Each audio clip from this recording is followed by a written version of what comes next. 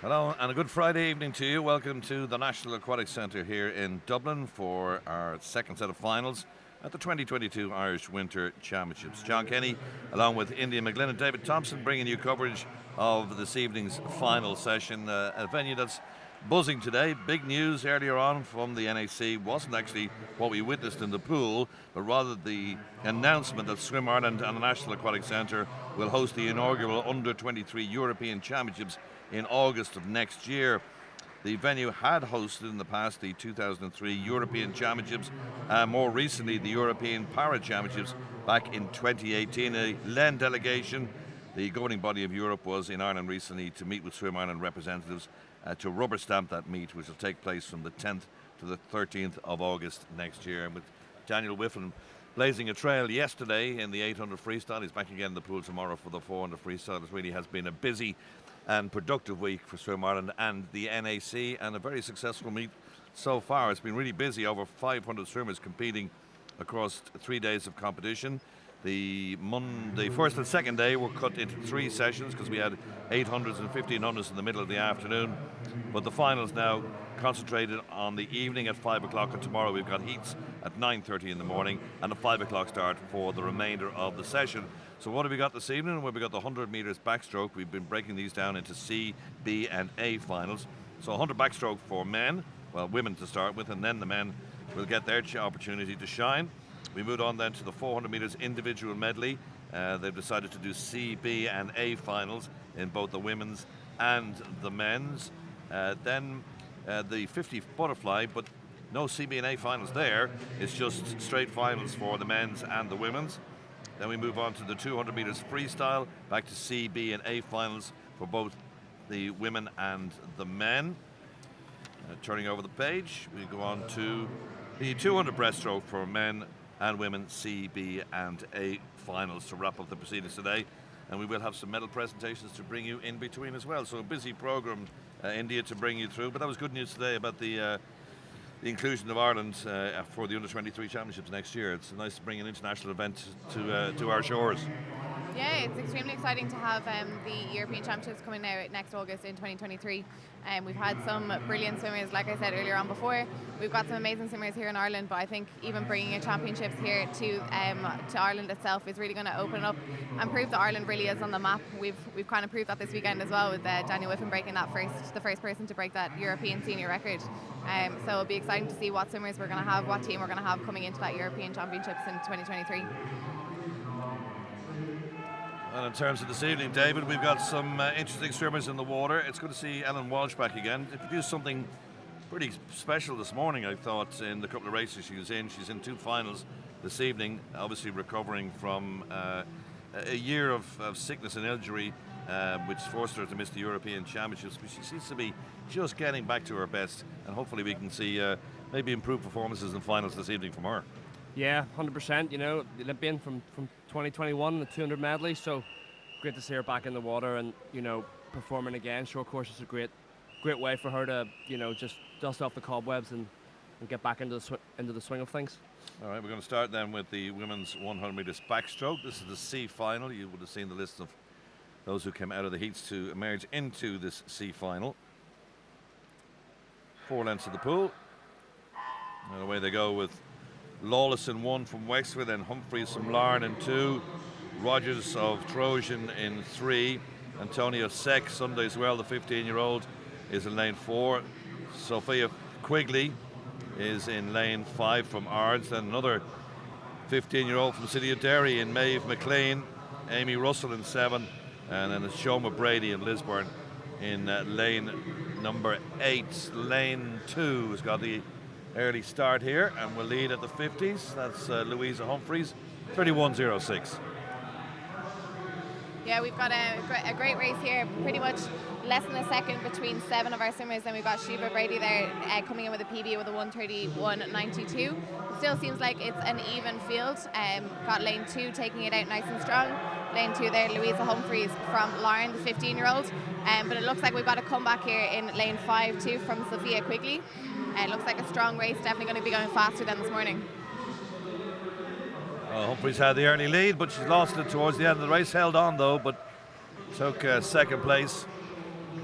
In fact, relegated to third, quickly up into second place. Rogers took the victory. 55.60 has registered. That's a mistake. That would be a new world record, I think. The Irish record is 58.29. Daniel Whiffen will be usurped. And just finishing now out in lane number 8 is our Paris swimmer, which is Shomer Brady from Lisburn. But 55.66 is not a correct time, but it is a winning swim from her. Yeah, great swim from her, although it wasn't a 55. You know, her finish was just excellent. She sort of just stabbed the wall with the hand at the back. She didn't come over the whole way through the 180-degree angle. She just got the hand in, got the hand on the wall, right up by the side of her head. You know, touched the wall as quickly as she could, so. Probably around 65, was it?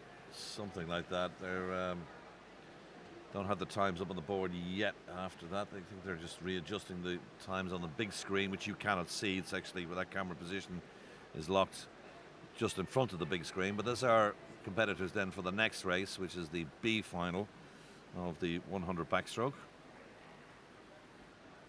See if we got the big screen in order now. So we'll bring the competitors out now for this B final. There's your list. You'll see Danielle Hill, the Irish record holder, up in the final. She's not the quickest qualifier though, the 23-year-old from Lands. Got a busy program here. She's been swimming some of the relays for her club as well.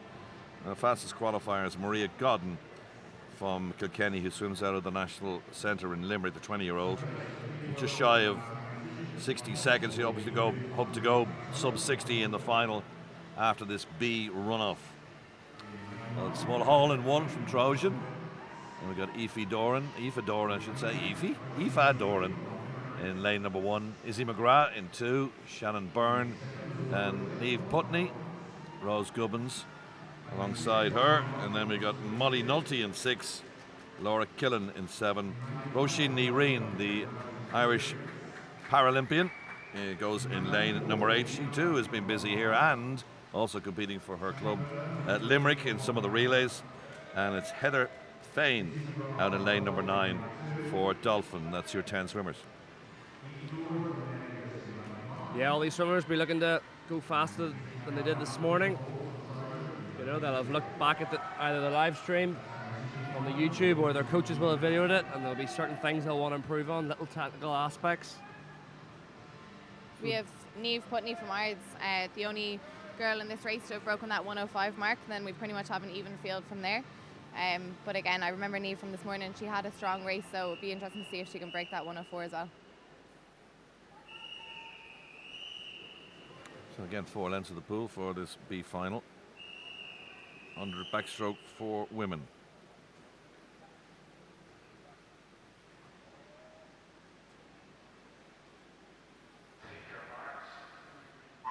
Mulholland 0, Doran 1, McGrath in 2, Byrne 3, then Putney, who's got the fastest time from the heats into a B final for her. Rose Gubbins in 5 from Nova Centurion, one of the visiting clubs, the 16-year-old.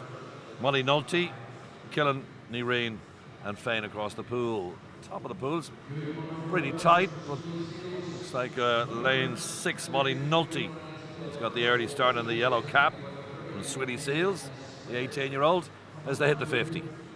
Yeah, she has a significantly lower stroke rate. Molly Nulty in lane 6, you know, great underwaters, but the field have caught her up a bit now. Niamh Putney sort of coming into her own. Attacking this last wall. Don't lose momentum. Great turn. Spot it and nail the transition. Middle lane's coming through, getting this arrowhead effect from the centre lane spread out to the far ones. It's a good start, as I mentioned, for Molly Nulty, but she couldn't hang on. It's Putney who takes the win. Good split there, 32.92 at the end to take the victory. Putney wins the B final. Gubbins, I should say, in second place, and Aoife Doran in lane 1. It takes third place. Yeah, I think Putney had a great race there. I think Rose Gubbins might be a little bit disappointed. She was swimming a lot faster than she had this morning, but she had a difficult start. She went off too deep on that start, and then it just took her at least a 50 to try and gain that ground back on the rest of the field. So she definitely has a bit more in the tank there, Rose Gubbins, but great swim from Niamh Putney. So hard to get that momentum back, isn't it, when you go too deep on the start? It's just... Yeah, as soon as you lose it and you're in the wash of everyone else, yeah, it's so very hard, difficult to try and gain that ground back. She's a strong swimmer, but I think just from losing it from that first 15 metres, yeah, it was difficult for her to gain that back. And you can only go 15 metres underwater before you must emerge. You can be DQ'd if you don't. And you can see the flags across the pool. Indicates the 5 metres to go as they look towards the ceiling. To bring us on nicely to our A final. And there's our list of 10 swimmers, using all 10 pools, 10 lanes today. Normally you just get 8 in the final in international competition, but the addition of the 2 lanes outside beneficial to Swim Ireland, gives us an extra 2 lanes and 10 finalists rather than the 8. Danielle Hill, the Irish record holder, you can see her name there. From Larne, it stands at 58.29. I'm looking for Godden here though to go sub maybe 60 seconds for the first time. Yeah, I think Godden had a great swim this morning. She looked really strong in the water. I'd be interested to see Jenny McDougall as well from UCD. She came in first in that 50-metre backstroke yesterday.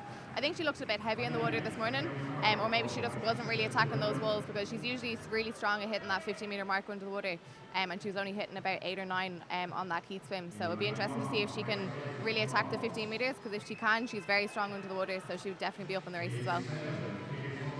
She's going to have to use her speed, like you said. If she's the 50-metre champion, you've got to use that to your advantage. So no point just trying to swim a different race to what your advantages are. No, she might as well get out nice and strong and try and stay ahead of the pack then for that second 50. But I think Danielle Hill definitely cruised in that first heat this morning. So yeah, be interesting to see the record holder and what time she can do today. Well, our announcer's taking a leaf out of the book for international swimming by introducing the competitors from the outside lanes inwards. That means you get the fastest swimmer, the last on to the pool deck, in Maria Godden. She's just been introduced now to the people who are here at the NAC this Friday evening. The final then of the women's 100 metres backstroke. CBA finals to come for the men as well shortly. Shane Ryan is the men's record holder, but sadly he's not competing in that as main event, concentrating on a couple of short, sharp 50s. He's already won the 50 back yesterday, and he'll go in the 50 fly final a little later on this evening.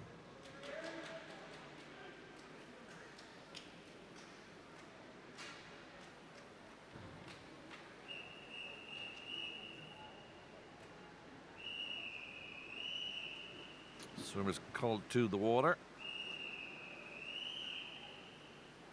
These new wedges they have coming down from the block into the water. Various different styles as well about how they launch themselves into the pool. Bailey in 0, Davidson 1, Rooney 2, McDougall and Godden Colbert, the Irish record holder, Hill in 6, Hodgson in 7, Farrell in 8. And then we got Baldrici of Malta, the 16-year-old, out in lane number 9, sneaking in to the final. But the concentration really here is on 3, 4, 5 and 6, I would say. McDougall, Godden, Colbert and Hill as they hit the halfway mark. It's a real blanket. Who's leading? It's Maria Godden, 28.98. Yeah, it's a close race between the pack here. We've got Maria Godden literally just turning in first, Jenna McDougall directly behind, and then in lane 5 as well, we've got Iona Colbert. So it's going to be tight for this last 25, but I think Maria Godden's just coming out ahead of the pack about half body length ahead. Yeah, she attacked that third length better than anyone. So can she hang on here, keep the legs going, keep the head still? Lane number 5 coming in hard. Oh yeah, this is a blanket finish as well, and Colbert nicks it. Takes it. Godden missed out on that one. Looks like she was home and hosed the last couple of meters, though. It was around her on to the left and to the right. Got past, and she was dropped down to 3rd place. So good win though for Iona Colbert. She's from the visiting Nova Centurion. Best of the Irish home, Jenna McDougall from UCD, producing a blistering finish there. And Godden has to be content with 3rd place. That was a crazy finish there. Had no idea who was going to get it, but like I say, just got to get your hand on the wall. Fortunately, Danielle Hill down there in 4th, she'll be got up with that one. Like you say, those girls were all on a line coming down the last length, and it was all about who could just keep the composure, keep their head still, keep the core tight, and get their hand on the wall. Yeah, I think Maria she did the right thing. She really took it out hard on that third 25, and it's what you need to do in a 100 metres. Like, there's no point holding back at all. But I guess she just couldn't hold on, and Jenna really probably just took her on that last stroke. I'd say if it was one stroke less, Maria would have had it. Yeah.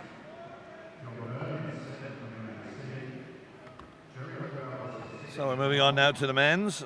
In fact, it's the juniors to start with. All of these under 17 years of age. The B and the A finals are for the senior swimmers. Of course, unless you can get yourself into a time, even if you are a junior. But predominantly, in fact, all of these are junior swimmers as we start this C final. There's your list of competitors, C, B and A finals. Said Shane Ryan, Irish record holder at 50.17, not competing in this. Some of the quicker swimmers in the A final. Nicholas Rutherford from Hamilton Aquatics in Dubai. The Irish swimmers. John Short in lane 5 in the final, and Matthew Walsh-Hussey from the NAC Swim Club, which is their home pool, but that's to come in a few moments' time as we concentrate now on this B final, or C final I should say, for the 100 backstroke.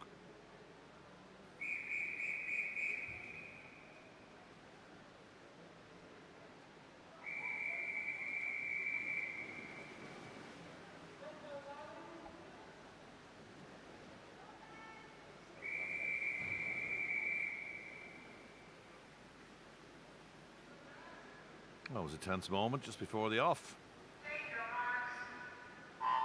No recalls in swimming anymore. If you false start, the race goes ahead, you're DQ'd afterwards. Not such a great start up at the top of the pool for the lane 7 Fionn Byrne from the NAC club. Did a lot of underwater work there. Maybe he's just doing a bit of prep work there, but that wasn't the best to start. So this looks like lane 3 as the early lead. That's Harry Winston from Aer Lingus, but you couldn't really separate them as they hit the 50. In 0 as well, Sean Bulger. Out quickly, outside smoke, 28.8. Attacking this one, he's just going for it in that outside lane. Sean Bugler in 1 is going to turn at the top of the pool now. Kenny, has he got enough in hand to keep the rest of them at bay down this last 25? I don't think so. He went for it really on that third leg. Up in 5. Hansberger of Dubai, but again, this is a very tight finish. It's on the touch, and the touch went to Artem Shabo. Where did he come from? That was a really good finish. Artem Shabo from the Titan Swim Club. The 15-year-old gets the touch there in 60.22. 0.3 almost separating the top 6 swimmers. Yeah, we knew it was going to be a close race just from looking at those prelim times, and then literally, yeah, that was an unbelievably tight finish from the top 6 swimmers there. It's been a few tight finishes already, hasn't there?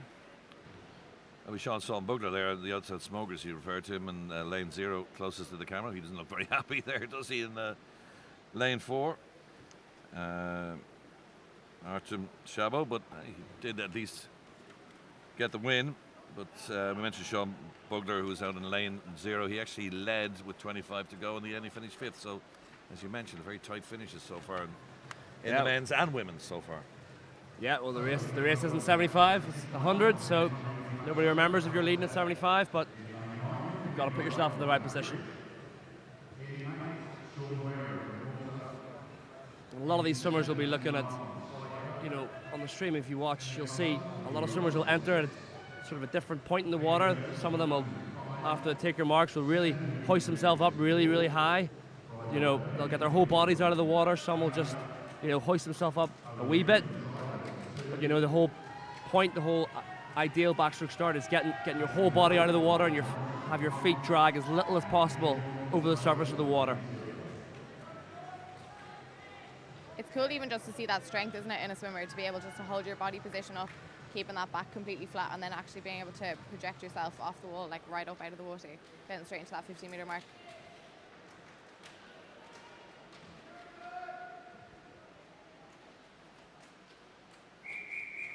Like you said, in one of the girls' events, one of the girls went too deep, so you've got to get the entry right, get the transition right, the trajectory. Yeah, it's all down to those technical things, particularly in a short course pool. If you're not going to hit the first technical point right, then you're going to be held Struggling. back. Yeah. Now we're getting quicker as we go through these finals now. As many of these swimmers are all sub 60 seconds. From the heat times this morning, that's Wong in 0, James Woolley in 1 from Claire Morris, then Owen Rinn in 2, Byrne from Bangor, the 15-year-old, Noonan from Aer Lingus, Adrian Gerst from Hamilton, Dubai is in 5, Cousins, New Ross in 6, Maher Sligo in 7, Waring, Malta, and then Wright from Banbridge is the 50-metre mark. That's a really good shot, tracking shot across the pool to give us our leader. At the 50 is Senna Noonan. Yeah, I remember Senna from this morning, his underwaters are unbelievable. Like, he really attacks them, pretty much getting to 15 metres every time. He had about a half a body length on the pack now coming into this 325, but it looks like it's evening out. Yeah, he said Indy is great underwaters, but I think he's gassed himself too early. Lane 3 is going to come. Lane 3. Ryden Byrne. Yeah. Nice finish for him, 57.46. 57.46 from Byrne. 57.91 this morning in his heat. He's gone faster, that's all he can ask. Yeah. Always harder than it looks to go faster. Lane 4 there shaking his head. Senna Noonan, you know, he knows he's got phenomenal underwaters, but in that last turn he just didn't use them. He just didn't use them, whether he was out of oxygen or he was too tired, but he's got to use that to his advantage. It's rare to have a good fly kick. I was useless at it, but use it if you have it. Yeah, I was surprised there on that his last turn. He had amazing underwaters for all 3 turns during his heat final, or his heat swim. So maybe he's just feeling heavy on the legs today. Maybe too many swims. So I'd say he will be disappointed with that. Bryden Byrne wins. Senna Noonan in second place, and then Adrian Gerst from Hamilton, Dubai in third. All as a prelude to our A final. It's coming up very shortly, and they will be introduced to the pool from the outside lanes inwards.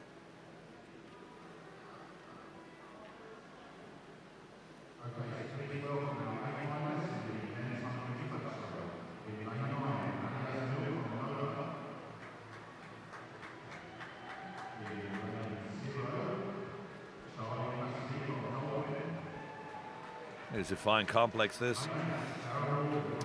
It's opened in just early part of 2003.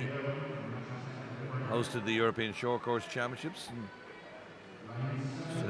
2003 that year as well. On the far side of the pool, down the end you can see, or the back end of the pool, you can see the very big, wide open area for the divers, and a lot of them spend their time. In fact, during the sessions, in between the sessions here, there's a lot of diving activity at the far end. Obviously with Oliver Dingley coming to Ireland, and the likes of Tanya Watson during the summer, qualifying for a European Championship final. Diving is certainly on the up here, but we're concentrating on this A final for the men's 100 backstroke. So that's your line. I've got a couple of dolphin swimmers in here in lanes 0 and 1. There's Nicholas Rutherford, who's the fastest qualifier. He's from the Dubai club, Hamilton Academicals. I was going to say that's a Scottish football club. Hamilton Aquatics. And we're swimming, John. We're not playing football. Exactly. 17 years of age, 54.78 in the heats this morning to get him that centre lane position. John Short in lane 5, only 15 years of age. Yeah, he's been having a great competition so far, John Short. Pretty much PBing in every event that he's gone into. Looking strong throughout. Lots of alpha male slapping of chests going on out there before they jump into the water, get themselves all roused up for this final. We've had the women's, this is the men's 100 backstroke on day 2 of this competition. Charlie Cassidy 1, Neddy Irwin in 2, then O'Loughlin in 3, Walsh Hussey in 3, O'Loughlin in 2, Rutherford the fastest qualifier in 4, then Short.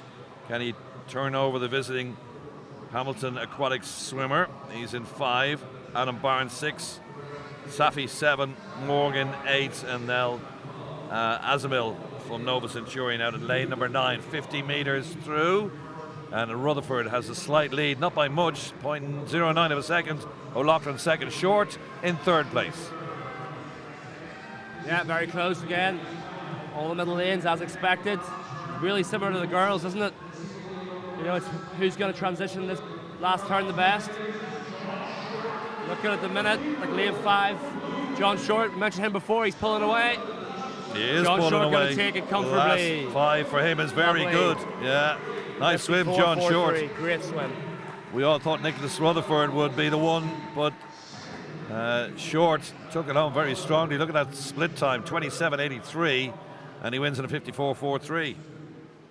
Yeah, you could see from the offset just in his first couple of strokes how high he was sitting up in the water. So you could see he was fresh, you could see he was looking really strong. Took the first 50 out, was I think coming in third in that first 50, and then just really attacked the 30-25, and again didn't falter on his underwater coming into that last turn, so came up about half the body length ahead. So raced it really well, used his good tactics, so great swim from John Short. It's just 15 from the Bluefin Club that swims out of the National Centre in Limerick, and you did point him out, David, before the race that he had a chance here, and so it proved. He swam that really well, especially in the back half.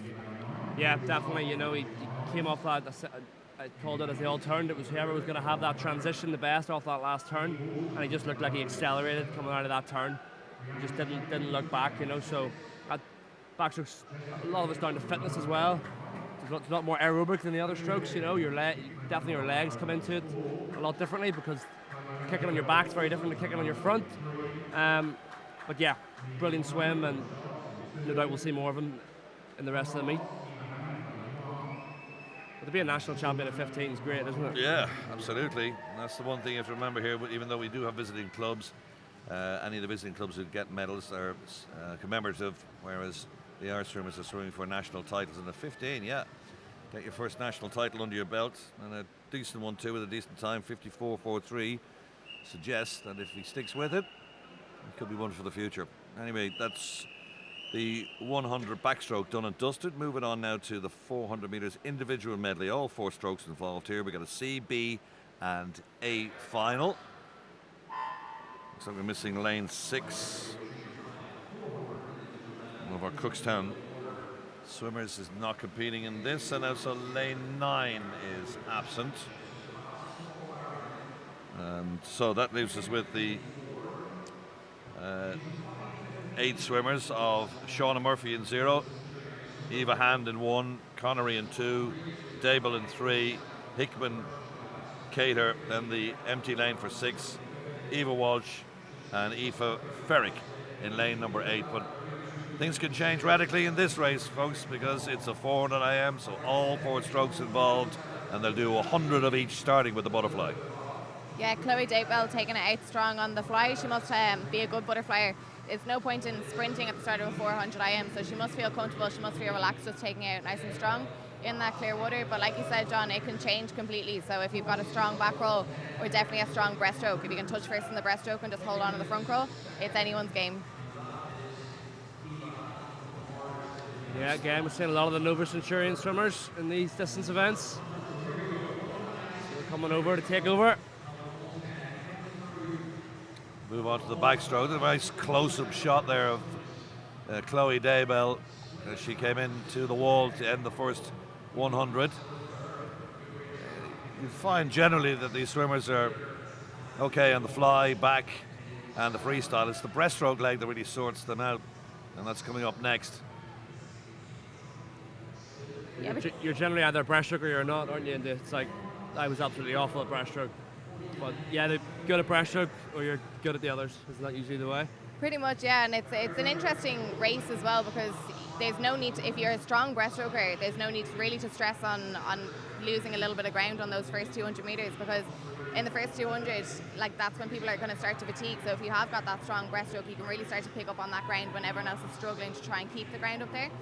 So as you can see, the field is quite spaced out at the moment. Dava really taking it nice and strong. Her head position is really good on the back roll, so she's still looking comfortable. But I can't remember from the heat swim, so I don't remember what her breaststroke leg is going to be like. Let's see if anyone can catch some ground in her. Well, she came in lane number 3 into a C final, so yeah, we'd be interested to see what her breaststroke is like. But look, it's good, strong, solid head position as he hits the halfway mark. 2:29.57. Hickman second, Cater in third, and Eva Walsh and Hand your top 5. Yeah, big lead here for Daybell. Just built up such a big lead that, you know, as long as her breaststroke's sort of adequate, it looks really good actually. You know, she's going to take this home really, really comfortably. She does look strong, but Philippa Hickman in lane 4 definitely looks like her breaststroke can catch some ground here on Chloe Daybell. I think she's picked up about a body length on her so far, so has, yeah. we have another 50 to go.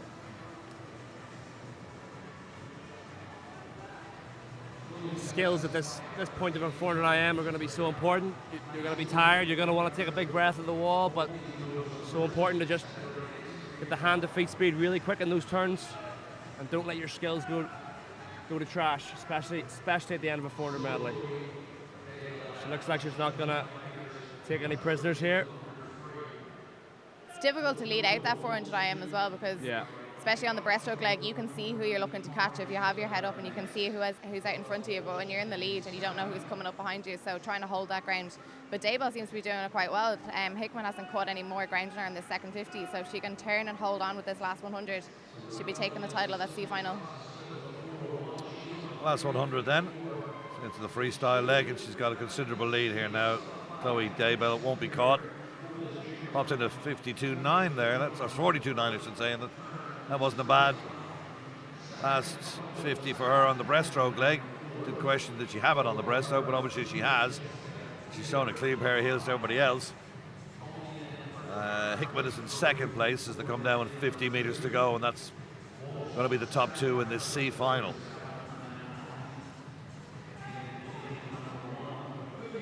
She was 5:16.43 this morning, so she's a 4:31 there at 350.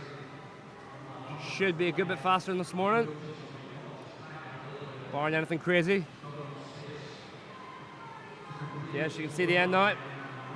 Nail the last turn, keep the legs going. This is where it really hurts in a 400 IM. Last leg of the freestyle, you put it all on the line. In terms of the other stroke, just weaving about the lane a little bit. Drag yourself over to the right-hand side.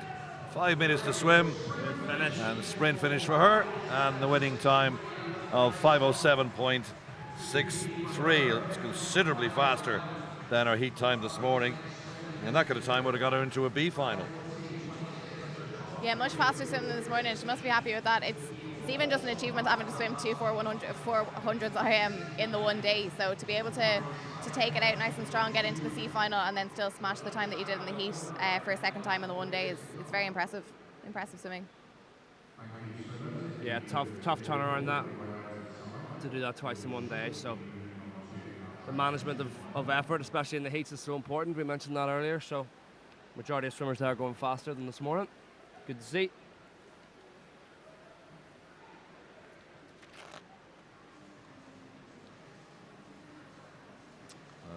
Daybell wins and looked to win her a long way off, and she's dead home 1-2-3 for Nova Centurion. Eva Walsh, best of the Irish swimmers, from Temple Logan, 4th.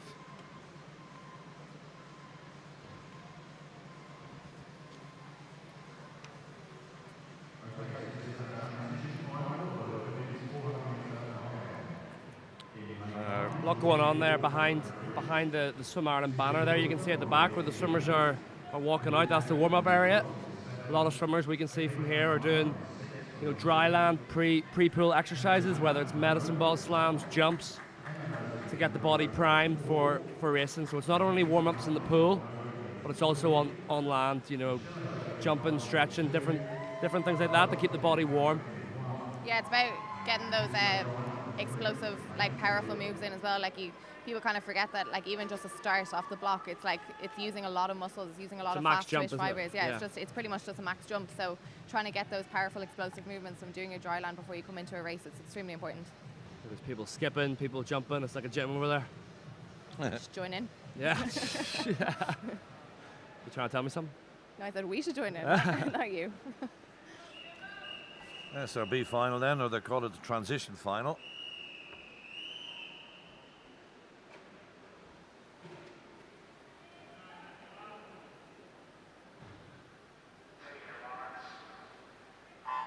All 10 have made it to the blocks for this B final, 400 IM for women. That's Lucy O'Brien in 0 from Limerick, closest to the camera, the 13-year-old. And we got Clara Doherty in 1, alongside her Michelle O'Shea. Valente of Nova Centurion, just 14 years of age, in 3, with her teammate Erskine alongside her in 4. Demant, also from Nova Centurion. They've got a whip band here in the centre lanes, 3, 4 and 5.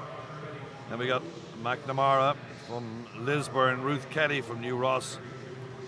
Across the pool, it's Shorsa Dorgan from ESB, the 16-year-old, and 13-year-old Georgina Walker out in 9 from Banbridge Swim Club.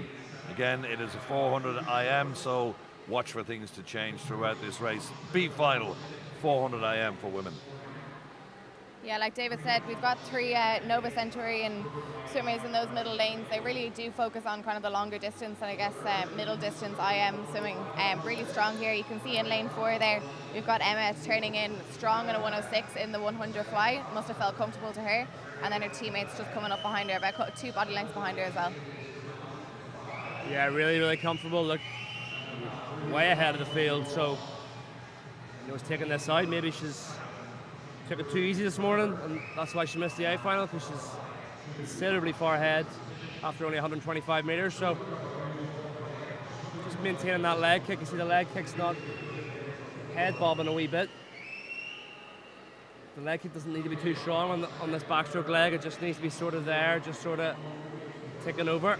She needs to save it for that breaststroke. John mentioned earlier during the 200 breaststroke heats that it's 80% leg kick, the breaststroke. So you need to conserve some energy in your legs. This race is just as much about tactically managing your body as opposed to just racing and going for it.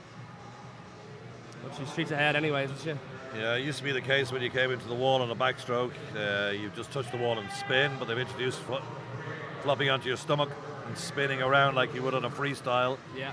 A couple of years ago, and that speeded the 400 IM and the backstroke legs up quite considerably for a while. Then we had the shiny suits and things just went completely out of hand at that stage.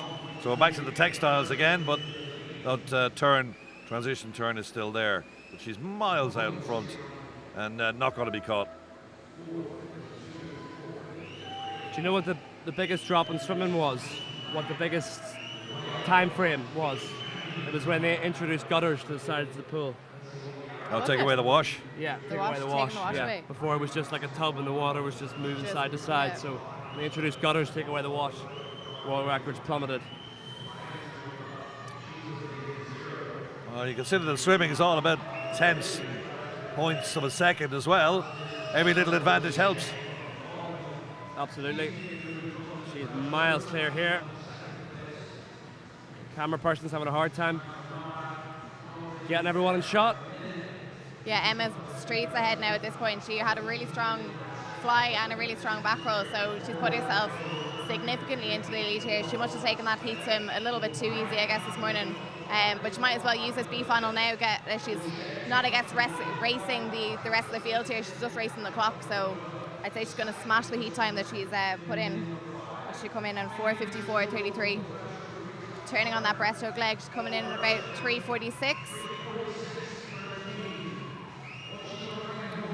Last leg then of the 400 IM B final is the freestyle. And while she's going to our right, the other swimmers are coming to our left. And she's miles ahead. Yeah, I'm just looking at the entry times. So she was 4:54 from this morning, so that would have placed her in the A final, but for some reason she's not in it. So I don't know if it's to do with some foreigner club rule where there can only be a certain amount in the final, maybe. Yeah, just 3 per final, I think. Yeah, maybe that's per it. club, yeah. So she was unlucky just to get pipped by her teammates this morning, obviously. So she's making it known. Yeah, well, she's got to put it up to her teammates in the A final now. So you go quicker than me and see if you can beat me in a B final time. Last 25, 400 IM B final. And it's Nova Centurion, who are 1, 2, 3 in the previous race. Might get the same here. 5 meters to go. Very good swim. 4:54 compared to 4:54 this morning. Well, that's consistency for you. 0.2 faster. Definitely consistent. It's difficult to swim on your own as well. She had to take that out pretty much from the offset, and she had no one to really gauge to swim alongside. So to be able to be so consistent and still swim that 4:54 in the evening as well, it's great to do that twice in one day.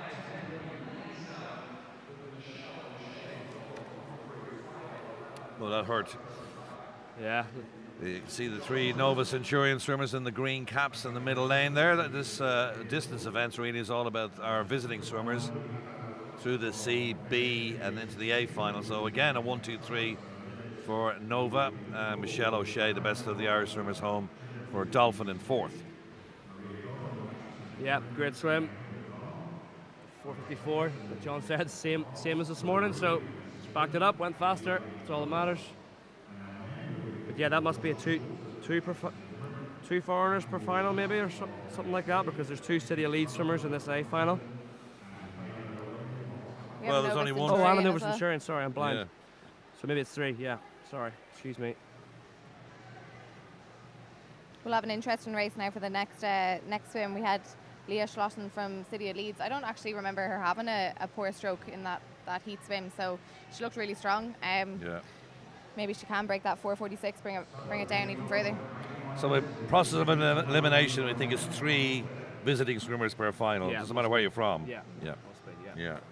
Gives the Irish swimmers a opportunity to swim with some of those faster in the pool. So Laura Thompson, Leah Schlossen, I should say, of City of Leeds, and Kate Morris of Nova Centurion are our 3 visiting swimmers in the final, and they've occupied the middle lanes 3, 4, and 5. Yeah, they're considerably faster than the rest of the field here. So the Schlossen as well, 5 seconds clear, so expect them to take it out, but then the Irish title will be up for grabs as well, regardless of those 3.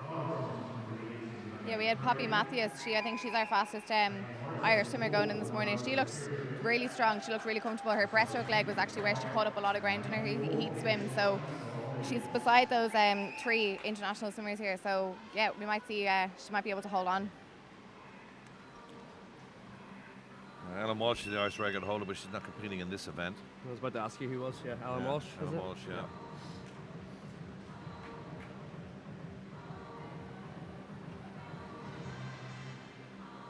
Once again, it'll be our visiting clubs who will dominate this final now.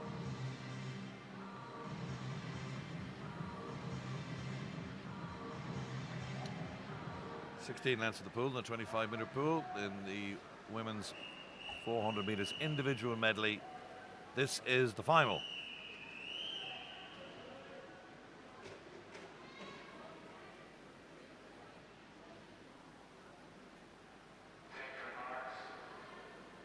So let's see how our Irish swimmers get on against the more fancy those in the middle lanes, 3, 4, and 5. It's Hannah O'Shea of Dolphins in 0. Bentley of Asgard in 1, McGabry in 2 from Lurgan. Then our visitors, 2 from the City of Leeds, 2 17-year-olds. Laura Thompson in 3. And it's Schlossen, Leah Schlossen of City of Leeds alongside her, also 17, is Kate Morris from Nova Centurion in 5. Then Poppy Matthias of Swim Belfast in Northern Ireland. It's Hannah O'Connor from Limerick. In 7-8 is Jemison from Lisburn, and then it's Burns Aiken, 16 years of age, from Banbridge in the outside lane. We've got a great start there from Leah from City of Leeds. Really comfortable on this 100 fly. I remember from this morning, she takes it out. She's very controlled in her fly. She keeps her breathing rhythm the same, so she goes 1 and then 2 every stroke. So she looks like an experienced butterflyer here. First 100 done and dusted then, and it is Morris, Schlossen and Burns Aiken out in lane number 9. Obviously a good butterflyer, so she's in the mix early, but you would think coming in at in the outside lane, there's number 10 swimmer that should fall away, but that was a good opening leg for her. Yeah, very good. I remember her from the 200 fly. She was racing those Nova girls, so the fly is her specialty, but of course this medley isn't just about fly. Got to piece it all together, so these 2 middle swimmers coming into their own now. I've got a feeling they'll be very close the whole way. Yeah, they're pretty much stroke for stroke at the moment. Both of them have pretty good back roll positions here, so nice solid head position, staying nice and strong with that stroke rate. They're clearing the field here, which we did expect with their entry times coming into this final. Good battle between these two now. Slauson has the slight lead, nearest the camera with the yellow cap. Just above her is Kate Morris. Now Leah Thompson's been dropped. The City of Leeds swimmer, her teammate. She might come through in the breaststroke. We'll see. Morris has that lead now at the halfway point of this 400 IM final. Morris, Slauson, Thompson. And here comes the City of Leeds second swimming lead swimmer. Obviously one of the better breaststrokers in this field. Yeah, like we've mentioned so many times, the breaststroke here is what will set swimmers apart. You know, it's after 200 meters of racing. You know, and the breaststroke exposes you anyway. There's the most resistance in the breaststroke, so if you're not technically sound, if you're not powerful enough, if you're not fit enough, you'll drop back. So, City of Leeds swimmer, Slauson, moving on now. Yeah, Leah looks like she's got this good breaststroke stroke still back from her heat swim. Really long and strong stroke here. She's keeping that stroke rate consistent, diving into that streamline after every single stroke. So she looks like her fitness is still there. She doesn't look like she's fading away at all. She's actually gaining some ground here. Yeah, good battle actually for the Irish medal. You've got lane number 6, Poppy Mathias, lane number 9, we mentioned earlier, Atkin Burns, and then as well lane number 2, Hannah McCabery of Lurgan. So they're going to all be vying for the Irish title. So keep an eye on them behind the leaders. 300 meters down, 100 to go, then onto the freestyle they go in this last leg of the 400 meters individual medley, suggesting that the second City of Leeds swimmer would come back to the pack, but that hasn't happened. But up front, Slauson has really put down a big strong mark in that breaststroke leg and pulled away from the rest of the field. Laura Thompson's in second place, and our second City of Leeds swimmer, Kate Morris in lane number, Laura Thompson in lane number 3 is currently in third place. Morris just above her in lane 5. It's a great race here between Hannah and Poppy as well, going in for that Irish title. Again, they're like pretty much stroke for stroke. So it'll be interesting to see who takes the Irish title too. Just out of shot, but there's 0.05 separating them. They'll come into your shot now in a minute. Obviously, Braun, first, second, and third are already decided. It's going to be Slauson taking it very, very easily. Lane 4. Looked good in that throughout. Breaststroke was her strongest. That confirmed victory from her. Nova Centurion in second place. It's going to be very tight for this Irish gold here. Looks like it's going to be lane number 2, Hannah McCabery of Lurgan. Here, cheers to our left. The Lurgan ones are happy. Yeah, we got a Lurgan contingent suddenly making themselves known away to our left-hand side. Great to see. They seem to enjoy that. They're more excited than Hannah is. I think she just wants out. Yeah, she looks there's tired. a smile, yeah. Good on her. It's always difficult to celebrate, even though you want to be happy, but trying to throw your arms up in the air, especially after 400 IM, it's quite difficult. Get me out of there. Yeah. Well, again, it's our visiting swimmers who've dominated that from the C's to B's to A. Slauson of Leeds. Kate Morris of Nova Centurion splits the 2 lead swimmers. And Laura Thompson in third. And McCabery just getting the better of Mathias for that Irish title in 4th place. That ends the women's 400 IM. We're going to move on shortly now to the men's. Again, CBA final. Daniel Whiffen holds the Irish record of 4:11.05. They won't go anywhere near that today. Whiffen not involved on the second day of competition. He'll be here tomorrow for the 400 free. See if he can break his Irish record yet again, having done so yesterday at the midway point of his 800. And this is our C final then. And it's the juniors involved first, from lanes 0 out to 8. Lane 9 is absent. Yeah, big enough spread here. Seed times in the middle, or prelim times, sorry, I should say, are 4:56, and the outside lane's 5:05. So everybody be looking to go quicker. All very calm before the start.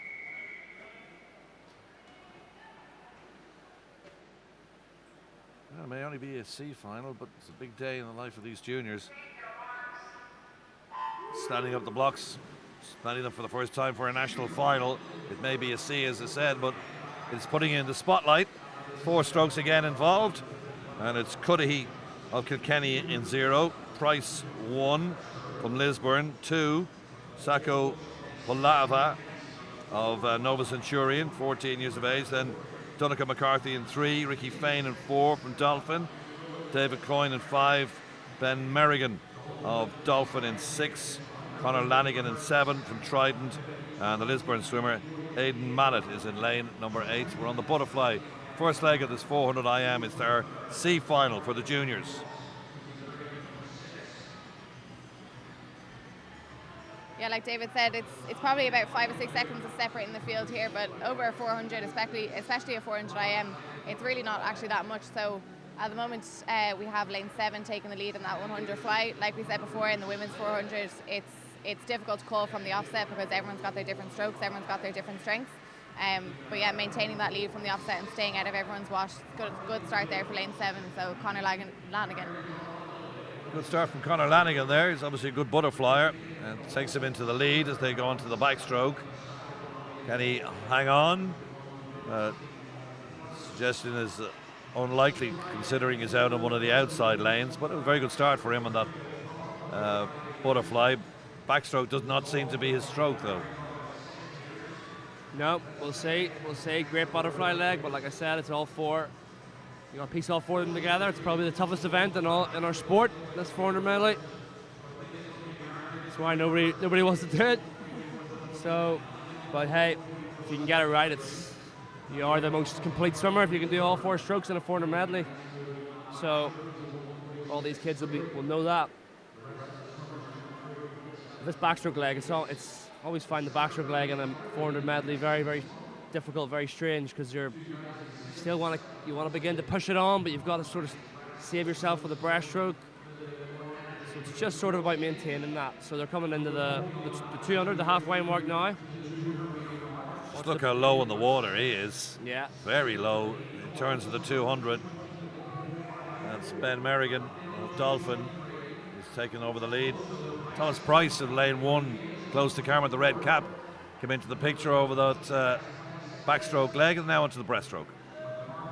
Exactly, like you said earlier, David, it's kind of about maintaining that strong leg kick on their backstroke, but trying not to use too much energy because, again, like we've said quite a few times, it's all about the breaststroke and that leg drive on breaststroke. So this is where we're going to see who's really strong, who's going to pip on that third 100, touching first on the breaststroke and then just trying to hold that lead for the last 100.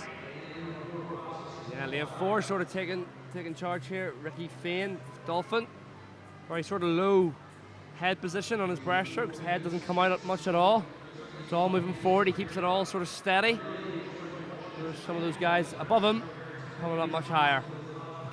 It suggested perhaps that he needs to work on his butterfly. He was quite considerably back from the rest of the field on that fly leg, but obviously a very good breaststroker, and he's turned, 4th place into a lead now. Yeah. Yeah, and even that, I know he's in the lead, but that last turn was a bit sloppy. Just sort of touched the wall and just tried to climb up it. And working your hand to feet speed, save some time on every single turn you can. He's got a very rigid breaststroke, doesn't he? So yeah, maybe that's why the difference between his fly and his breaststroke. Fly, you need to be quite loose up on the shoulders, so he seems quite rigid on the breaststroke, but it's gained to his advantage here. He's out in the lead, good half a body length ahead, so just needs to bring that leg kick in a little bit more to hold that lead for the next 75. Well, Fain is the first one to turn into the freestyle leg of this junior final, or C final as we're calling it, in the 400 meters individual medley. And he's not been let run away with it. There's David Coyle of Aer Lingus in lane 5 is above him, and up in lane 7 Conor Lanigan of Trident is in 2nd place. He's about 1.5 seconds behind, so can he haul him in over the last 50? Unlikely. Fain hasn't got to the legs yet. With 25 minutes to go, Fain turns at the top of the pool and should cruise in now to take victory in the C final. Although, as I said, Lanigan's trying to keep him honest, but I don't think he's got enough water left to catch him, although he is making a good fist of it. 5 minutes to go. Fane is dying just a little bit. He's got to hang on, though, and win in a 4:55. Lanigan second, and then it was David Coyle from Aer Lingus in 4:57. Yeah, so 1 second faster than this morning. I'm sure he'll take that after doing 400s in the one day. Really good race there from Conor Lanigan as well. I'd say, give him another 25 maybe. Could have gained a little bit more ground, but like David said, it's a 400-metre race, so maybe if you just kicked in that little bit harder from the start of the 100 freestyle, might have been able to gain a bit more ground. But great race there from Ricky Fane from Dolphin, only 15 years old as well. I think, yeah, Conor Lanigan had a great butterfly leg, so just that backstroke leg probably let him down a wee bit, but obviously a phenomenal breaststroke and freestyler, so lots to come from him in the future. Not a lot between those two after 400 metres of pure hell. Less than half a second. Here's our transition, our B final now. I'm sure you remember, David, the worst is when they tell you to clear the pool straight after your race. All you want to do is just hang over the rope. God, yeah, the worst. I only did 50s and 100s, but I tell you, I was as tired as these boys.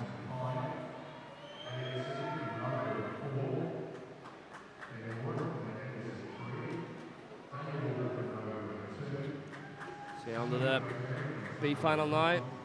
Ben Moran this morning, remember spotting him. Great skills, Aer Lingus swimmer. So all these swimmers sort of looking to go even a little bit faster than this morning.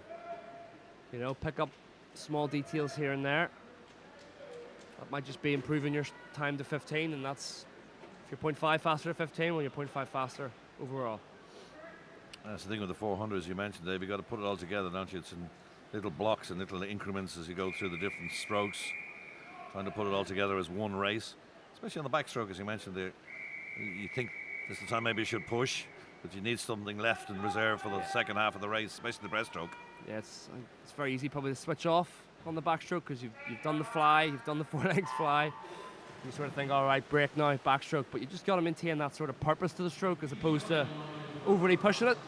And then I'd say just sort of build up tempo leading into that backstroke to breaststroke turn, and that's when you've got to go. Definitely, you need to use the length of the race as your advantage. So using that extra time to actually think about the strokes that you're doing, and like you said, David, just not switching off. So using each wall, using every technical piece that you possibly can, and thinking about your race from the morning sim as well, and remembering what things that your coach had told you to improve on, and again having that extra length in and like extra distance within the race, being able to use that to your advantage. 15-year-old Matt Hamilton is the early lead.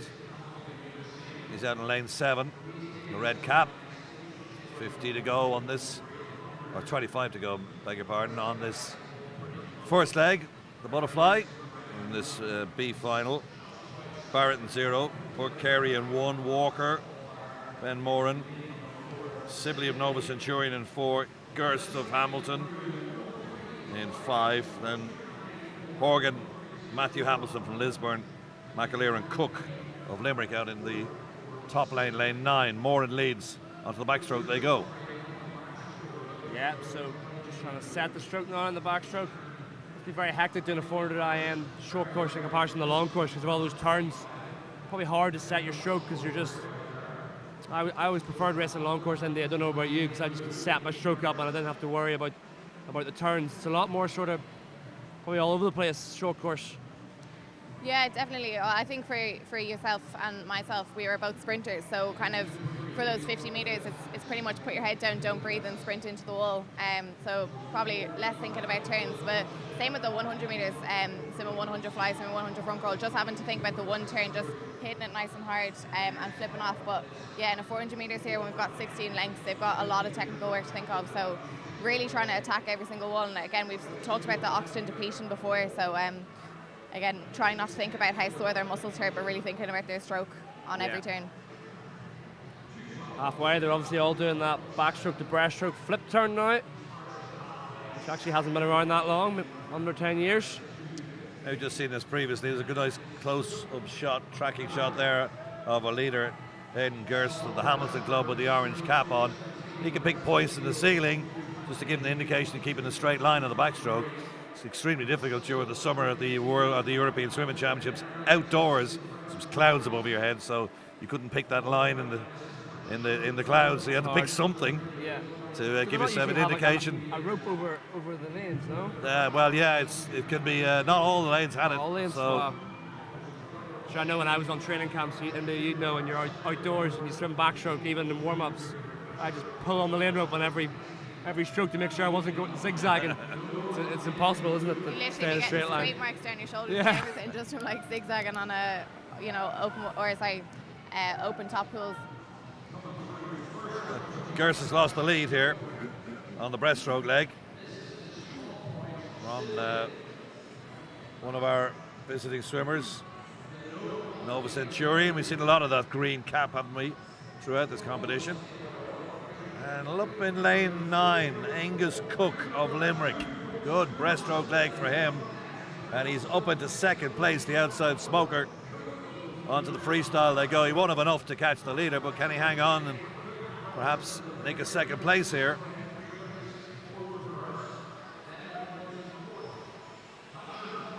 He's relegated to third. Elliot Sibley coming through from Hamilton Aquatics. Well, they're not going to catch the leader. No clear lead in a league of his own.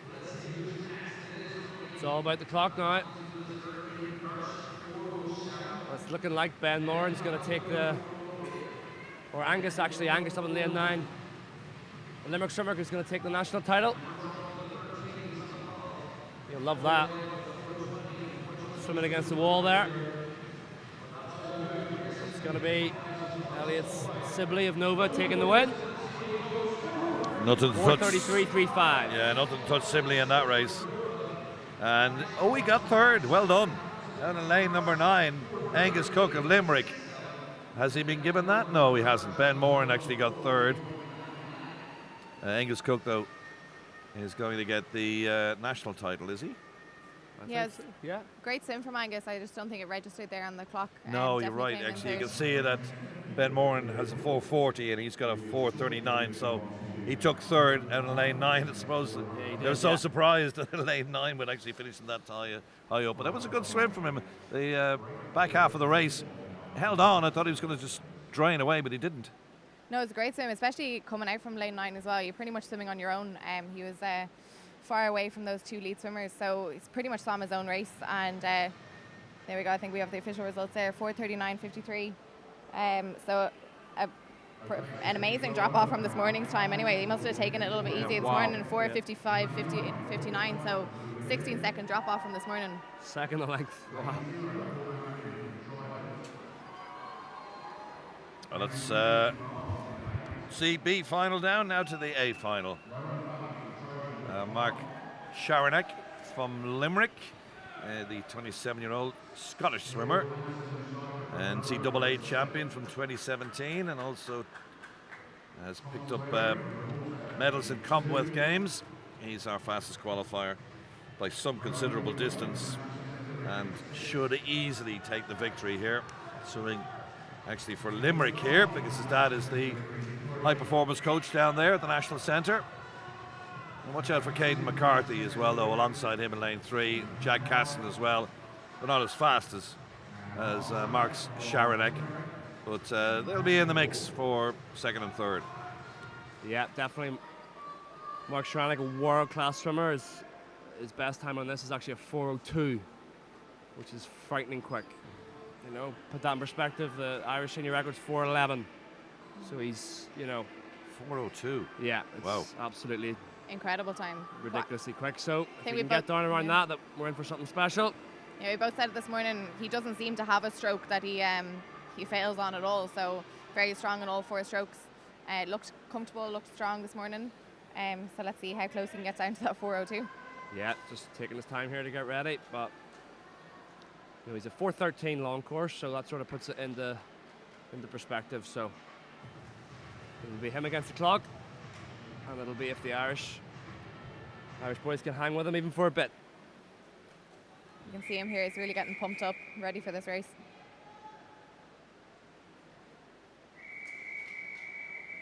So here we go then for the final of the men's 400 IM.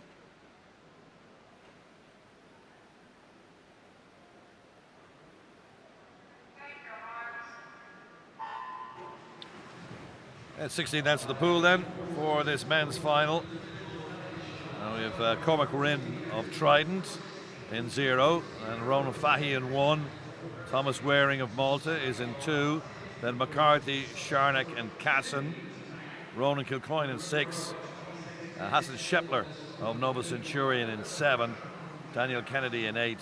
And Robin Pfeiffer of Bluefin Swimming Club up in lane number 9. All 4 strokes involved here. We're starting on the butterfly. You said that Sharnak's time, fastest time is 4:02. Well, considering the European records at 3:56. That was set World Championships last year. That shows how quick he can be. Yeah, fantastic swimmer. Trains in Florida Gators. So obviously Ryan Lochte, 400 IM Olympic champion, used to train there as well. So good pedigree he trains with. He's out in a 55.96. He's taking this on. Look at the rate in comparison to the others. Controlled, dialing in his turns. So yeah, the all baby. How close can he get down around that? Just anything sub 405 is just world class. So you can clearly tell he's worked on his underwaters for years, but he just looks so graceful. They look like effortless when he's under the water. So he's getting so much ground on everyone else. Really, really powerful from that leg kick, and just every single transition when he comes up, he's really hitting the mark on each transition. Yeah, and if you look, even as he pushes off, he glides for a very long time. So he uses the strength of the quadriceps to just glide, hold that streamline before he actually starts kicking. But coming up to 200 meters now, it's going to be a sub 2 minute split, 1:57.92. He really whips those turns over, doesn't he? Serious distance in the breaststroke underwater. Yeah, onto the breaststroke he goes, halfway point. He's sub 2 minutes as well. That's very quick, 1:57. Again, yeah, any young swimmers that are watching this right now, they should be watching his technique, watch his underwaters. It's where you're really going to pick up some points here. He's literally gaining a body length off every breaststroke turn now. So yeah, just really focus in on his technique. 5, Jack Casson. He's the leading Irish swimmer at the minute. Don't think he's going to be caught by number 3, Caden McCarthy. So keep an eye on them for the Irish title. But it's all about Mark Sharnak now. He's technically proficient, isn't he, really? I mean, long glides under the water there. He's obviously, his breathing technique is obviously spot on as well. It is great to watch. Look at that long glide under the water, just that one pull before he goes up around the 15-meter mark as well. This is exemplary breaststroking. Yeah, fantastic. 5, 6, just a 7 strokes on the last length of a breaststroke leg on a medley. Wow. Look at that leg kick now coming into the 100 front guy. He's really going for this time. It's going to be quick, folks. 3:05.2. He was there. That kind of technique doesn't happen overnight, though. I mean, that's something he's worked on. 27 years of age now, very experienced swimmer, Commonwealth Games medalist, NCAA champion, part of the visiting contingent here, swimming for his dad's club down in Limerick, but he's Scottish. Yeah, he's going to be 4:01, 4:02 here. This is going to be a PB. Look at the kick, look at the leg kick, guys. He's gone to the outboard motor for the last 50. Sharnak, last 25. Not quite so long a glide there. Wanted to get back on the top of the water as quick as he possibly could to get those arms going. And look at the legs going. Great swim, here we go. Let's see what he can do here. Great swim. Very close to that 4 minutes. Wonderful time. 4:01.19. David Johnston's purring. That is insane. He actually, I think by his reaction, he wanted to go sub 4 minutes. Yeah, he's not happy. You can't have it all, mate. Great swim. Phenomenal swim. Great swim. That's world class, that. Saw Daniel Whiffen yesterday, obviously. That's another world class swim. And if you don't think that's a world class swim, folks, as I said, just put it in context. That's 4 seconds outside the European record. set last year and a full 10 seconds quicker than Daniel Whiffin's Irish record. I'd say Whiffin would probably be quicker if he was swimming this now, such as his skill and pedigree at the moment, but that's top class. You can see he has everything there. He's got his aerobic fitness, he's got his anaerobic fitness, he's worked on his technique, he's worked on his transitions.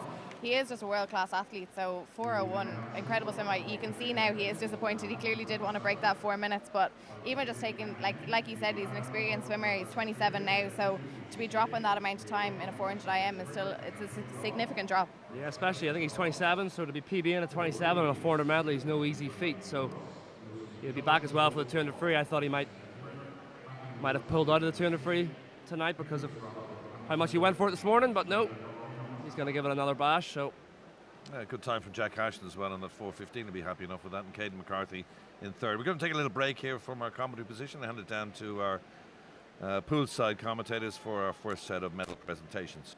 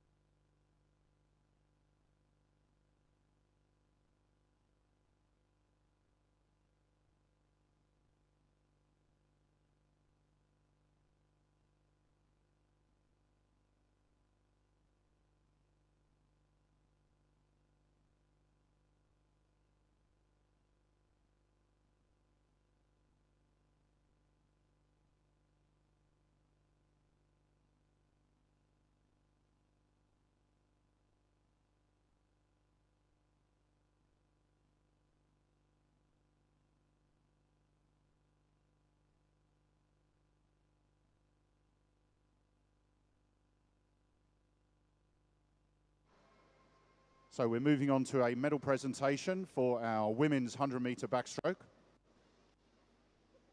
We have both junior and senior medals to present, and we have a very special guest presenting medals, taking time out of his busy swim schedule. We have Daniel Whiffin, who is an Olympian, Commonwealth Games silver medalist, and new European record holder. So I think he definitely deserves a huge round of applause. We're honoured to have such a privileged guest with us. He was going to present a junior bronze medal to Leah Bailey of New Ross, a junior silver medal to Cora Venice-Gillen,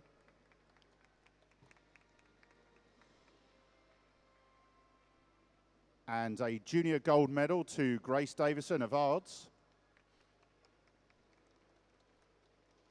Thanks very much, Daniel. Congratulations, ladies. And we will be looking for Danielle Hill of Larne for a bronze medal in our senior category. Okay, so moving on to silver medal in our senior category to Maria Godden of National Centre Limerick. Thanks very much to Daniel Whiffin. And we're going to present a commemorative medal to Iona Colbert of Nova Centurion. Honoured to have Nova over here from the UK, from Nottingham. And tonight's 2022 Irish Winter Champion for 100-metre backstroke is Jenna McDougall of UCD. Thanks very much, Olympian, Commonwealth Games medalist and European record holder Daniel Whiffin. Thanks very much, ladies. Congratulations.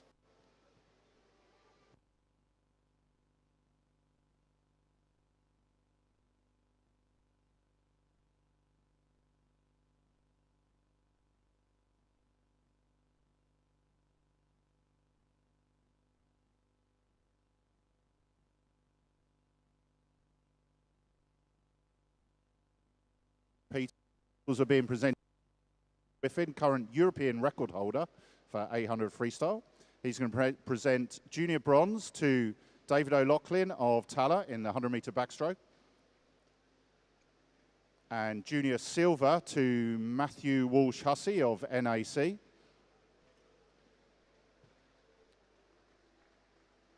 And a junior gold to John Short of National Centre Limerick.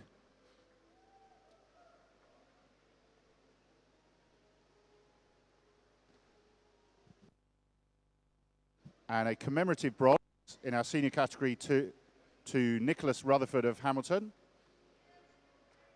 Nicholas is actually also junior. We're going to present a bronze medal in our senior category to David O'Loughlin of Tala.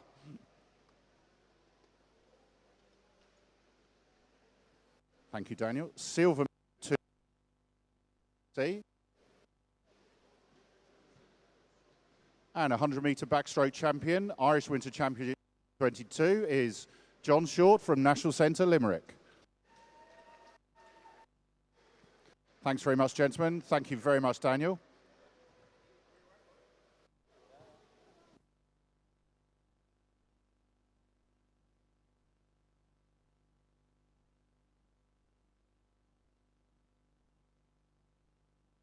So, thank you very much. We'll now go back to the swimming.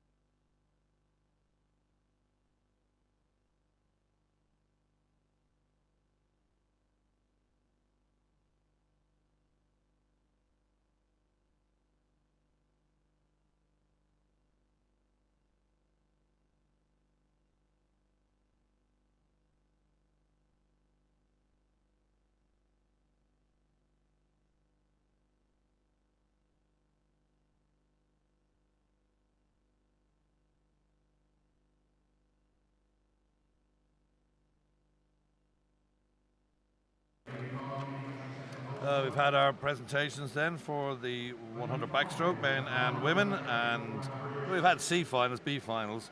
over our opening set of races here, but we're just going to have straight finals now for the next two, which is the 50 meters butterfly, starting with the women. Ellen Walsh back in the water, the Irish record holder, and is in lane number 4, 26.10. She was a 26.32 this morning in the heat, so I wonder, can the 21-year-old show that she's now back and putting all those health problems behind her in the water? That's coming up shortly. And then we'll have the men's. Shane Ryan, Irish record holder, 22.80, goes in lane 5. Callum Bain alongside him. Bain looking to take a considerable scalp against the two-time Olympian. But that's our lineup then for this 50 fly final for women. Rosalie Phelan in 0, then it's Rooney in 1, McAndrew, McCartney, Walsh, Goodwin, Gersha, Phillips, Allen, Whitten out in lane number 9. It's the splash and dash, really good start from Ellen Walsh. Long glide, comes up at around the 15-meter mark and now heads towards the wall. A little bit of a glide into the wall there from Ellen Walsh, but she does have that lead. Irish record stands at 26.10 this morning, 26.32. She's really back in form now, would appear. Ellen Walsh wins it, spots it well. 25.90, new Irish senior record. She's back. Ellen Walsh, 25.90, Irish record. Great swim from her. Good to see her back to form, the 21-year-old. Incredible swim. I was really excited for these 250 flies, particularly with Ellen Walsh being out of the pool since December, but we saw in that heat swim that she is definitely back on form, and then taking that race there, 25.9, new Irish senior record, absolutely incredible. She's clearly back on form.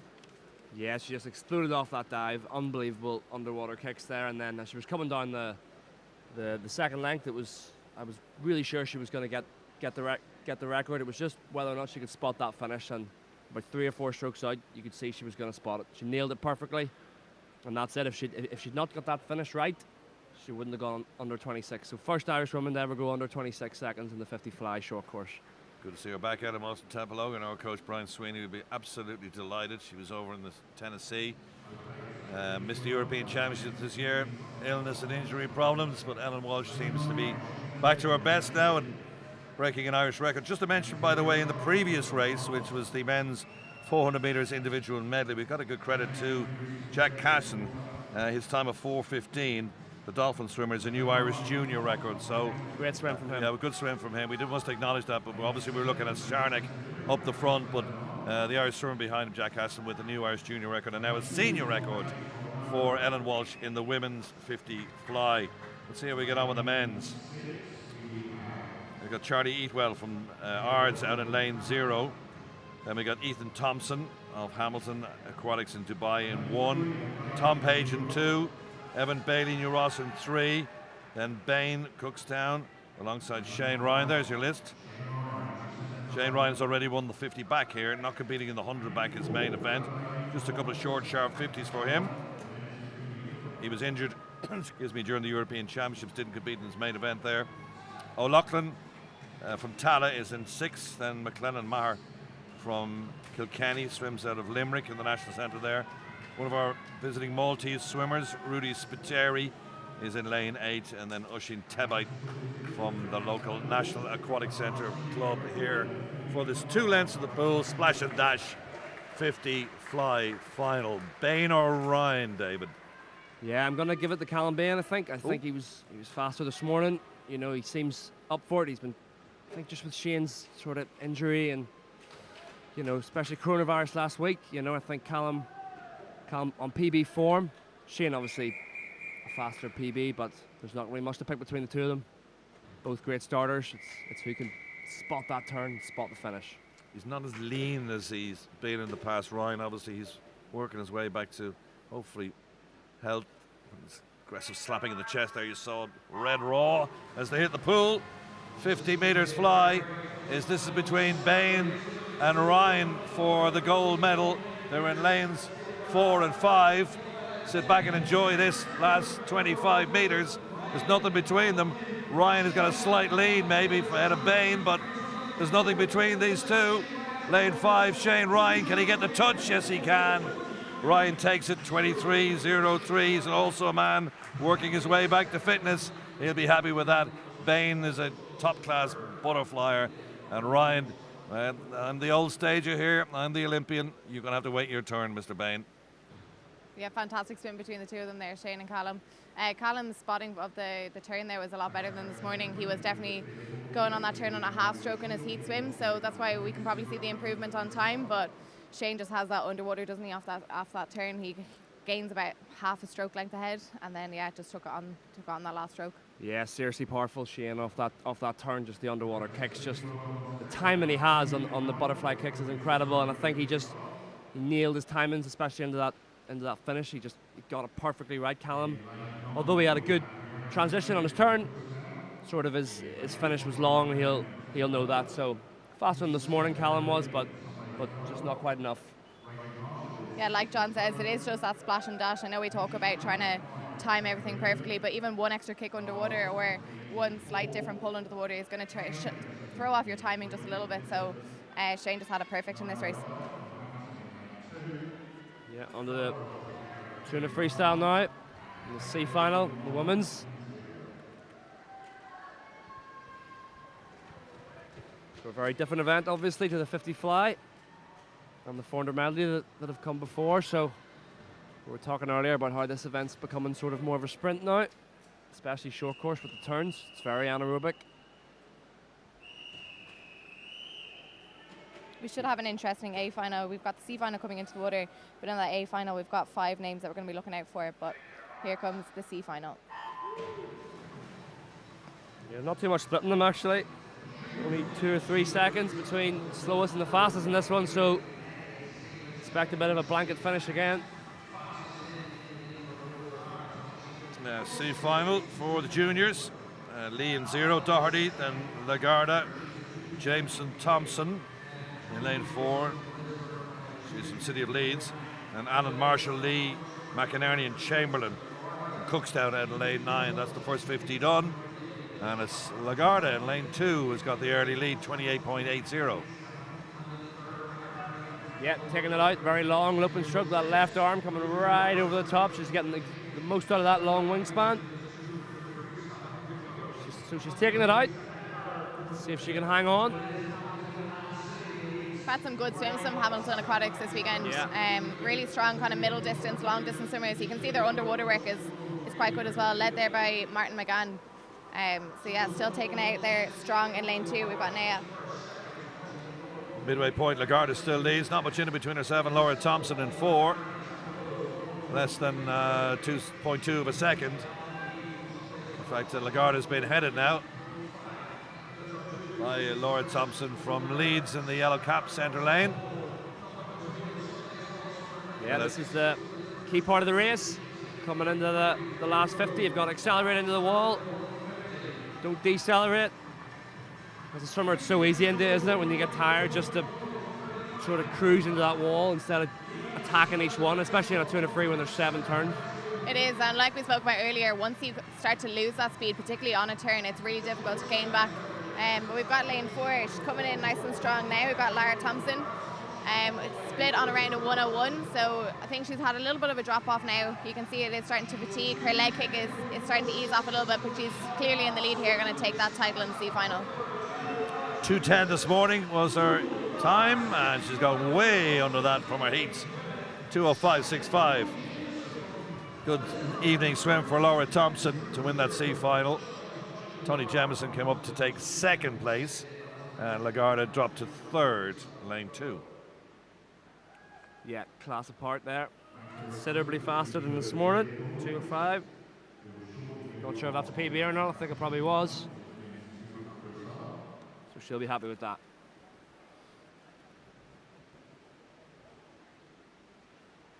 Good split times there as well, turning around a 101.5 and coming back on a 104, so clearly has a good second part of the race as well, like we were talking about. Yeah, it's okay not to gun it too much in the first 100. Save some for the end. So the girls in this B final now. All have watched back the videos from earlier, spoken to their coaches, will know what they'll need to work on, whether it's pacing, whether it's technical, maybe even mental. You notice the wedge blocks that they dive off, there's 5 different settings. So each swimmer will have their own routine and set it to whatever number they want, however far they want to put the wedge back.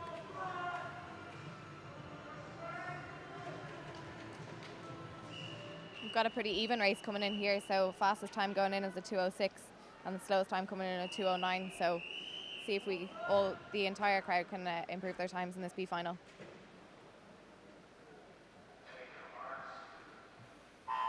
Faster than the juniors this morning to make a B final. Fronty in 0, O'Shea in 1, Finn in 2, Jones, Farrell, Kate Morris, Nova Centurion. Busy program from her, the 17-year-old, in 5. Falzon Young of Malta in 6, and Brandon of Nova Centurion. 3 15-year-olds in lane 7, 8 and 9, with Eva Bailey of New Ross in 8 and Rosie Witten out in 9. This is the B final of the 200 meters freestyle for women.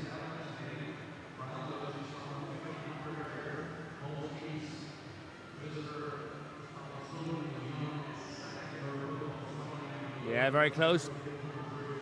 As India said, not much separating in terms of time, prelim time, so see if we get outlier, especially after this first 100, somebody who's going to sort of go in that third 50, so important. Then number 6 looking, the Maltese swimmer looking like they're sort of up in the rate a wee bit. They're taking over first, 1:01.7. Halfway point, Falzon Young.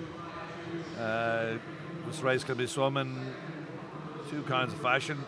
Going to get down into the front half and the back half of the race. The first 100, second 100. Some will go strong and hard and try and hang on. Others will glide through the first 100 and then hope to have the speed to finish the race in the second part of it. And it looks like we have in lane 5 someone has done exactly that. That is Kate Morris from Nova Centurion. She's done well just to track the leaders for the first 100 and now moved into the lead with 25 to go at the end of this lap. We've got a good outside swimmer here, Kate Brunty from Slaney Sharks, the 15-year-old. Staying in strong, and also coming in from lane 2 as well, we've got Anna Freenan. Yeah, key to know as well, Kate Morris was in the 400 medley there earlier as well, so tough double she's doing. Timed it very well, took the lead over the 100, held it on to the end, and takes that B final in a 2:06. Pretty much on the time this morning, in fact, slightly faster than our 2:07.16 heat time, as she checks the big scoreboard away to our right-hand side and breathes a sigh of relief that it's all over. It was a good swim there from Kate Morris. Like we spoke about before, the Nova Centurion swimmers, they definitely are kind of more middle distance and long distance. So you can see their front crawl stroke. It's very impressive, particularly their breathing. Their mouth stayed really, really low to the water. So the resistance kind of from their turn as well. Not using as much resistance, bringing that head up. So strong swim there from Kate. And visiting swimmers from Nova and Malta that dominated that race. So our Irish, first Irish home was Anna Feenan from Sunday as well. The 19-year-old, she came in from lane 2. So that's the C-B finals done and dusted. We're going to move it on to the A's and the quickest 10 swimmers from our heats this morning into this final this evening. Yeah, of course, the Irish senior record is 1:57.2. Melanie Knocker from a while back. You know, so Victoria Catterson became the first Irish swimmer to go under 2 minutes. Long course in the summer there, so you know she'll be looking now to get down around that, you know, at some point in her career, whether it's now or in the future. She had a good European Championships, all right, Victoria Catterson. So she's coming into this race as the favourite, just slightly ahead of Slosson of the City of Leeds in terms of heat times, 2:01.27 compared to 2:01.66. Expect a big drop here from most of these swimmers. Yeah, it's a great lineup. So we've got Victoria Catterson, we've got Leah Schlosson, but we've also got Grace Davison there in lane 3. She looked really strong in her 200 front crawl this morning, and Naomi Trait. We've also got Olympian Danielle Hill coming in lane 7. She's had a grueling programme so far this weekend, but let's see what she can produce here in this 200 front crawl. Yeah, interesting. Don't see her swim 200 free that much. Watch out for Catterson, sort of begin to coast that first 100 nice and easy and bring it home really fast. There's nobody faster than her in the back half, so Molly McElorm as well in lane 2, Catterson's training partner.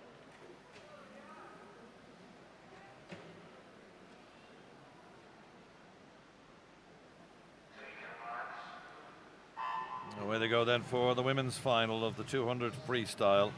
Day 2 of the Irish Winter Championships here at the NAC with Lee Bailey in 0 and Orla McAndrew, Molly McLaurin, Grace Davison, fastest qualifier is Victoria Caddison in 4, Slosson City of Leeds in 5, Naomi Trait of UCD in 6, Danielle Hill, really busy program for the 23-year-old Olympian.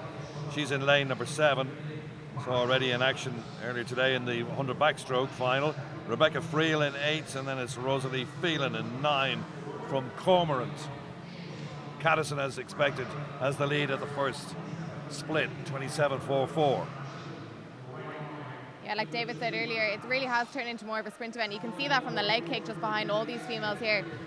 Particularly Grace Davison taking out in that first 25. Her leg kick behind her was like as if she was doing a 50 metres. So hopefully they can hold on strong coming up on this first 100. But Victoria Caddison, we know that she's got a stronger second half of the race, so she's looking strong already. Yeah, in the 57.3. So, you know, she comes back really well, so don't expect anybody to catch her. Danielle Hill went out very fast, so that first 100, I think she's paying the price there now.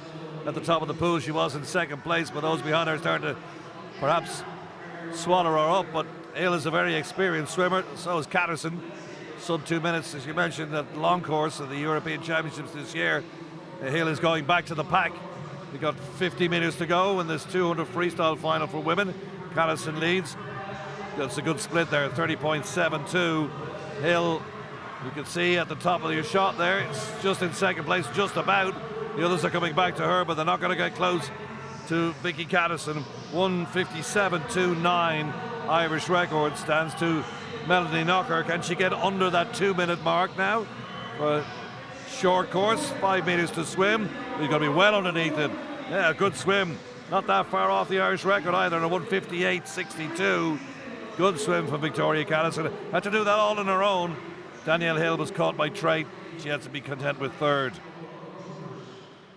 Yeah, she did have to do it all on her own. She took it out well, you know. I think Victoria should be disappointed. She always wants more. More than that, I'm actually unsure what her PB is, but you know, Victoria, I think she could have gone to her legs a little bit earlier. You know, you've got the fitness, you know, use that leg kick. So 1:58.6 is a real solid time, and it really, really separated her from the rest of the field there. Danielle Hill hanging on for 3rd.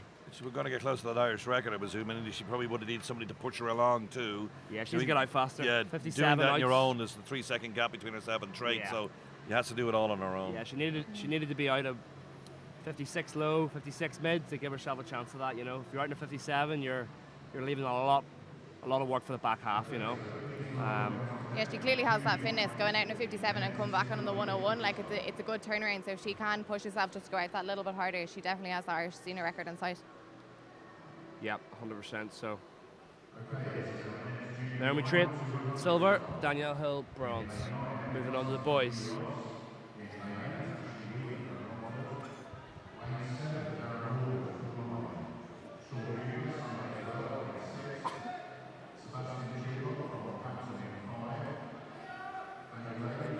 This is the C final. Sorry, Andy. This is the C final then, the 200 freestyle. I was just going to say, yeah, we've got 3 more Hamilton Aquatic swimmers coming into this. Again, staying strong with that 200-metre front crawl. Again, but not much of a difference amongst the C final here. So coming in fastest, Hamilton Aquatics 1:55, and then those outside liars around that 2-minute mark. Yeah, of course. So watch out for the swimmers they'll all have a big leg kick in this first length, and a lot of them then will settle down into sort of a less intense leg kick, but it is almost like a sprint now. So it's, you know, who can take the race by the scruff of the neck and hang on. It's a tough race.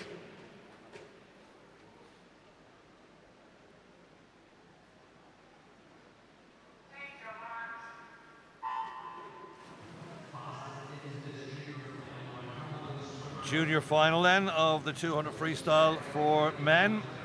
CBA finals here. And it's Daniel Harvey in 0, Ollie Brennan, Hansberger, Kennedy, Daly, Chilcott, Sunday as well, Sean Bugler. And it's Dara Morgan of Cool Mine, Weaver of Longford, and Cousins Hugh Ross. They hit the 50 mark, and Chilcot has the lead in lane 5. Yeah, Hamilton boys in the middle, taking it out. You know, like I said, it's one of the harder events. You know, you don't know if it's a sprint, you don't know if it's a distance. You just got to go and hang on and just grit your teeth and stay tough. So coming into this 100 now, it's where it's getting tough. But keep that rate up, like India mentioned earlier during the heat. Just, you know, if that rate drops for a 50, you know, it's next to impossible to get the rate back up, isn't it, India? Yeah, absolutely. We're having a strong sim here as well from Daniel Kennedy, the 18-year-old from Ards. So going in about 2 or 3 seconds slower than the Hamilton swimmers, but really holding on strong, holding on to their, pretty much just swimming on their shoulders.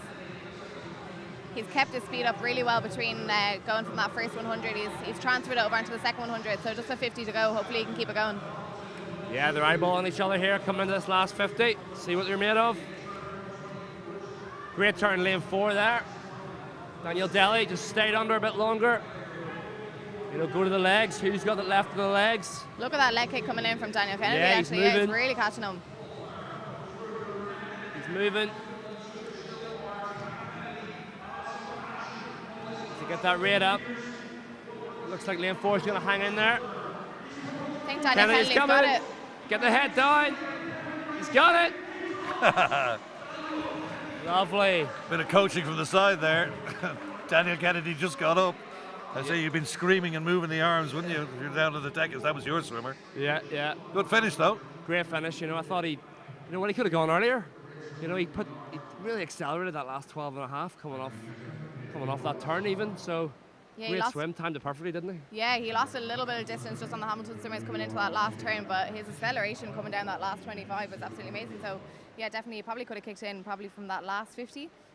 But amazing swim. I think the two of us were nearly screaming down the mic. Yeah, that's good. Yeah, a lot faster than this morning, so that's great swimming.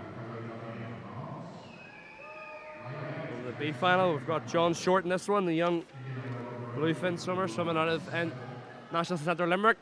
He's caught your eye, hasn't he? Yeah, he won the 100 back earlier. Yeah. So, you know, real experienced swimmer for someone who's only 15. That 100 back was a real sort of mature swim. So, see what he's like in this 200 free. Always a good test of a 200 free of speed, fitness, technique. It combines everything together. So, tough double the 100 back into a 200 free. He is looking strong though. His recovery on yesterday, he was, I'm pretty sure he's doing multiple events now. Only 15 years old, so yeah, hopefully he can keep it going in this 200. A lot of slapping going on. Don't get too excited, boys. We've got 8 lengths to do.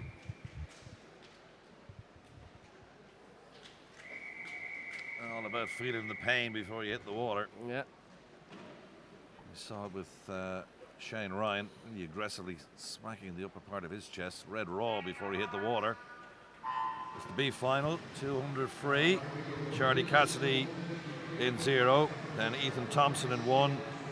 David of UCD, Ben David of 2. Tom Truman in 3. Conor Fitzgerald of Limerick in 4. Then Short, Dennis O'Brien, O'Loughlin Brophy, Jan Springer from Hamilton, Dubai, and Cody Dunyan and the outside lane, lane 9. That's the 50-metre mark, and Springer leads, springing himself from lane 8. Yeah, I was going to make that joke, actually. He took it out really well, 24-8, so he's just gone for it. And basically saying, can you catch me? Remain to be seen if the others can, but he's built a really big lead. But what do you think, India? Can he hang on? Yeah, this is a really strong start from Springer out in lane 8. So 52.60, like you said earlier, it's kind of 200 now is a mixture of everything. It's aerobic fitness, it's anaerobic fitness, it's technique. But look at his stroke, it's still staying strong, and that leg kick isn't faltering at all. He's looking good, actually. This is the key part. Length number 6. He's got clear water. Going to the legs now again. But lane number 4 smells blood. Conor Fitzgerald, National Centre Limerick. Conor really needs to bring in this leg kick now in the final 50, Connor's but gonna there get it him. goes. Oh, he's coming up on him all right. Springer went out very hard and very fast, but you can see that last bit, 27 point compared to a 29 point. So that early pace tried to bring it home after going out very strong. It's not paid off, although his race isn't quite there yet. Just needs to get that leg kick back up again, final few meters. Get the legs in, Fitzgerald's got it. Lovely. 151.59 for Fitzgerald. Really, really cute swim from him, mature swim. But in lane 8 as well, he swam it just shows you the two different ways to swim a 200 freestyle to get almost the same time. Lane number 8 went all out. Oh, he's not happy. He's not happy, is he? He's not happy at all at the time. Well, he swam it well. Even if it was a bad swim, he swam it well. Yeah. Well, he's not happy, he's banging the wall. He'll learn from that, hopefully. I think he must have just really felt it on the last 25. He did what he should have done. He turned on that third 50, came in, brought that really, really strong leg kick in, but it definitely looked like it was starting to hurt him on the final 25, so guessing he was looking for a little bit of a faster time there. He's looking for under 150 maybe, but Jan Springer and from Hamilton, pretty much the same time, but swam in a really different way. So it just shows you many different ways to swim at 200 free. Into the final now. It's 200 free for men. We've seen Mark Charnock already in action, winning the 400 IM. Can he double up here? You would think he should have enough in hand. Yeah, I think so. Finn McKeever is his teammate alongside him, but Charnock actually is a Scottish swimmer, NCAA champion, Commonwealth Games for Scotland. Finn McKeever from Limerick, Mark's dad, John Charnock, is the coach down in Limerick. Should double up here. Yeah, I'd say so. He obviously he's just come in from that 400 IM, so I mean that absolutely incredible time of 4:01. But he looked strong. He looked really comfortable. He did the same this morning. He swam that 400 IM, came straight in for the 200 free. Myself and David actually thought that he was gonna leave out the 200 free this evening because he swam it so hard this morning. But he's clearly just on form. Hopefully he's recovered well. He's gotten into the swim down pool, loosened out those muscles a little bit. So hopefully we'll expect a good time here. Yeah, he was a 145.0 this morning. He flipped at 100 and a 50.8, so we'll be able to sort of tell. I don't think anybody will be near him. You got Finn McGaver, the Olympian from Tokyo, and the young prospect Evan Bailey as well from New Ross. Yeah, I think we'll have an interesting race for the silver and the bronze, but I think Mark is going to take that gold. He will, yeah. So.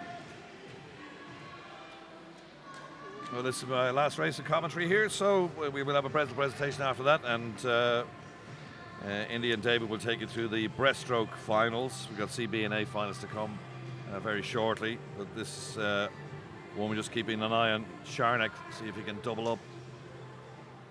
200 free final for men on this second day of competition at the Irish Winter Championships. Good news earlier on today as well about the news that the under-23, the inaugural European under-23 Championships, will be held here in August next year. But for the moment, concentrating on this 200 freestyle final for men, the A final.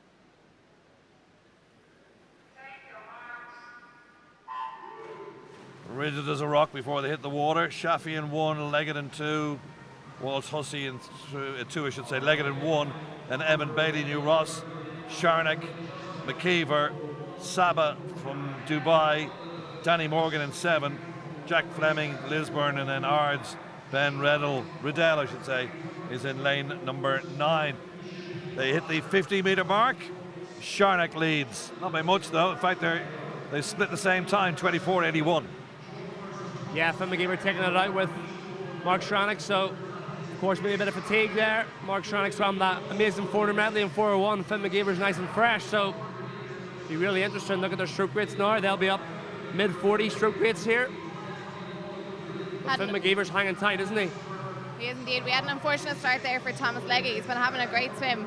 Unfortunately, he's just dove in for the first 50 and he's had to turn to fix his goggles. So he's swam that first 50 really, really well, but he's dropped off now from the field.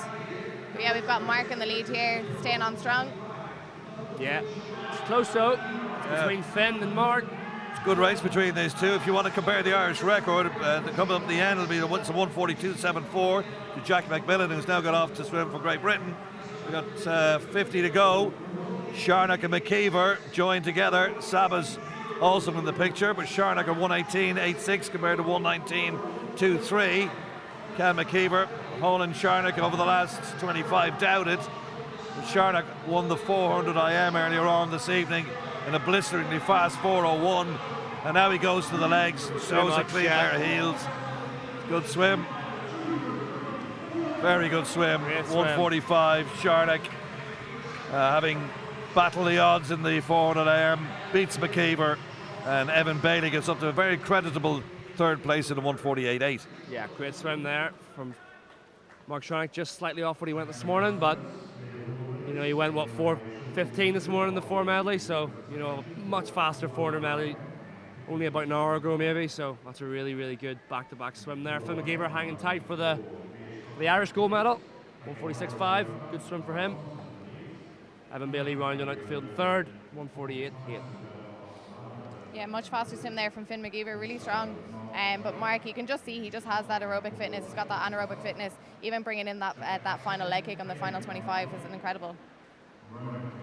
So that's your 1, 2, 3. We're going to take a little break from up here for a medal presentation, and David and Indy will then bring you through the last set of finals, the 200 breaststroke for men and women with C, B, and A finals. But what a great night swimming we've had so far. Irish senior record to Ellen Walsh, good to see her back in the water. Sharnock with world-class time in the 400 IM. He's double up, and a double up as well today for Shane Ryan, winning the 50 fly to add to his 50 back win yesterday. So a little break from up here for our next medal presentation.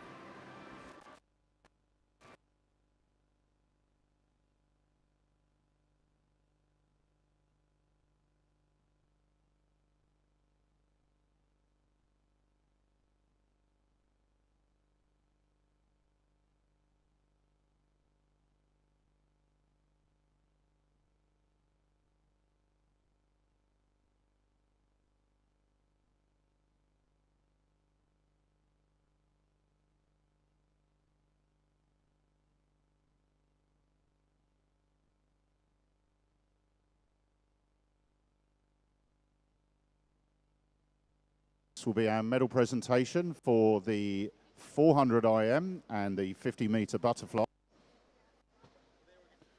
men and women.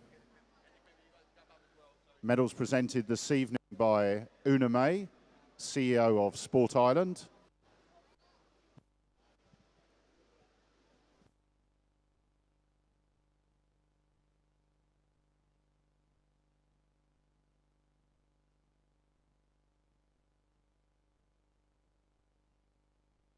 Okay, so these are our medalists for the women's 400-meter IM. Medals presented by Una May, CEO of Sport Ireland.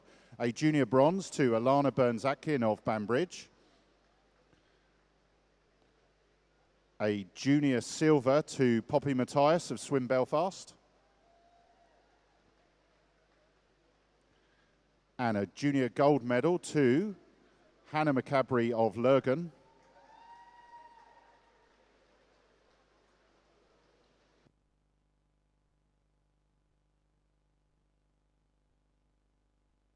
And we're going to present commemorative medals to Lara Thompson of Leeds. Congratulations, Lara.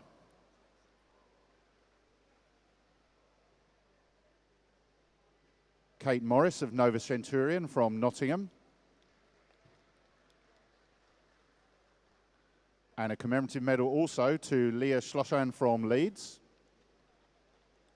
Thank you to Una May for presenting medals. We're now going to move on to our senior medals for the women's 400-meter IM. A senior bronze medal to Alana Burns-Atkin of Banbridge. A senior silver medal to Poppy Matthias of Swim Belfast.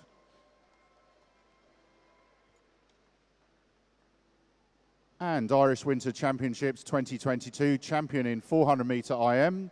Gold medal to Hannah McCabry of Lurgan. Thank you to Una May, CEO of Sport Ireland, and congratulations, ladies.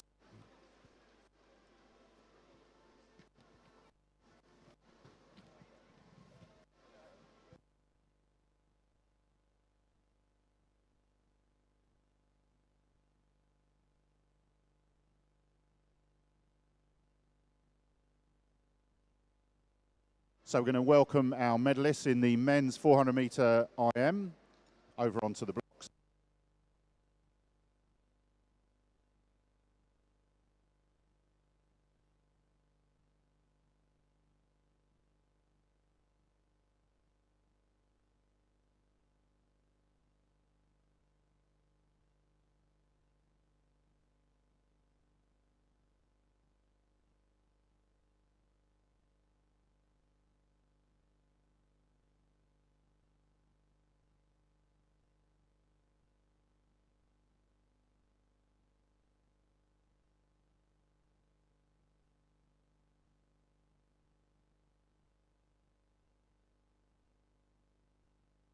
So these are our medalists in the 400 IM men. We're going to present a junior bronze medal to Daniel Kennedy from Ards, if he's here.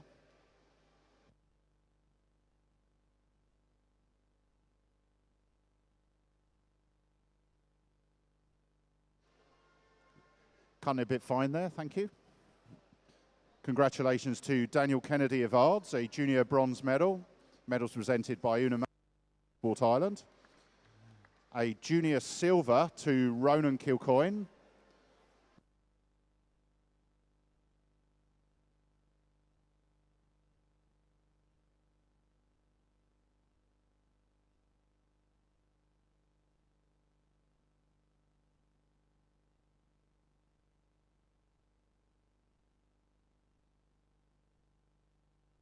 Sorry, excuse me for the confusion, junior and senior medals. So junior silver to Ronan Kilcoyne of National Centre Limerick. Thanks very much, Ronan. Thank you, Una. And a junior gold medal to Jack Cassin of National Centre Limerick in a new Irish junior record. I believe he broke his own junior record. So we have certificates to present to him, and we have a certificate to present to Jack for his junior record in the 400 IM. And also his junior record in the 100 IM from yesterday. Congratulations, Jack.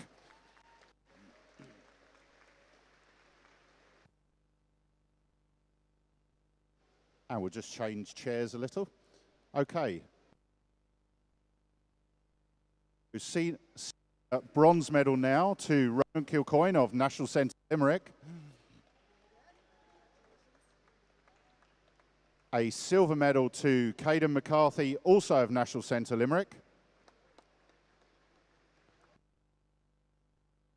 A commemorative medal in a pretty spectacular time of 4:01 to Mark Sharanek of Limerick. I do believe all these guys are training together here. And we're going to present gold to Jack Cassin, champion, Irish Winter Championships 2022 for 400 IM. Thanks very much to Una May, our CEO of Sport Ireland.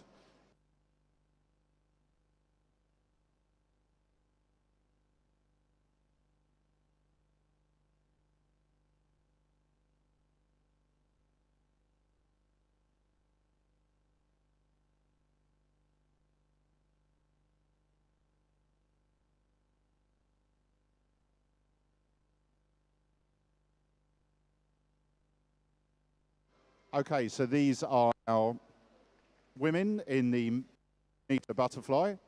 We have a bronze medal to Cora Rooney of Enniskillen. Cora's here. Medals presented by Una May, CEO of Sport Ireland. I present a commemorative medal now to Jade Quersher of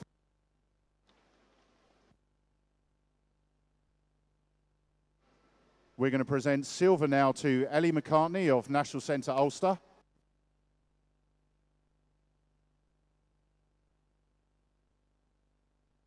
There'll just be a slight delay because I think we have something to present. Okay, here we have. So 2022 Irish Winter Championships champion, gold medalist, Ellen Walsh from Temple Oak.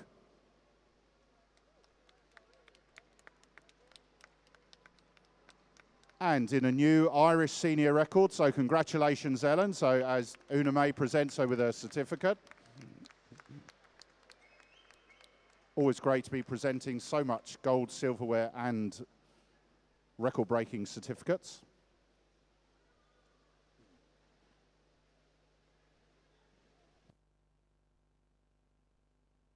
Now we're going to move on to present our men in the 50-meter butterfly.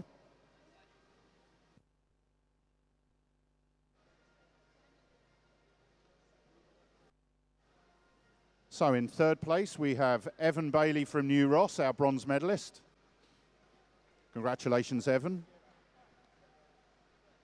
A silver medal to Callum Bain of Cookstown.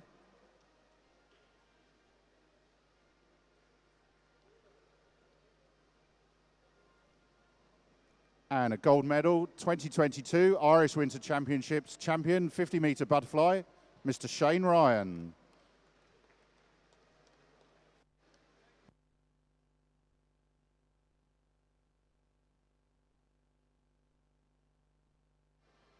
Thanks very much to Una May, CEO of Sport Ireland, and thank you, gentlemen. That concludes our medal ceremony.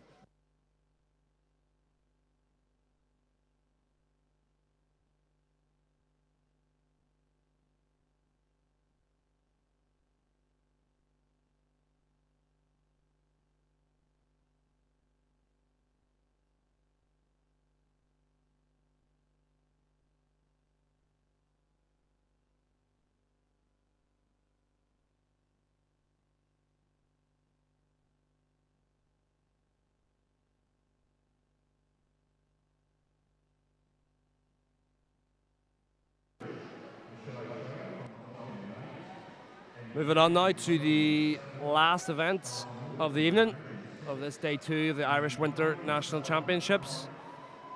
The women's 200 meters breaststroke. We're going to start off with the C final here. So, a bit of a different event, although it's similar in distance to the 200 freestyle.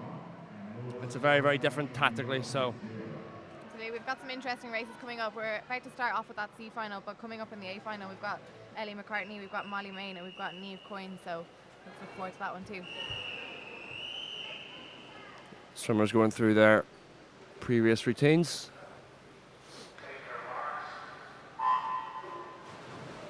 Okay, so the field, lane 0 from New Ross, we have Nagy Karsodai in lane 1. Lunn from NIC, 16-year-old. Lucy O'Brien is in lane 2 of Limerick. Lane number 3, Jane Ryan of Athlone.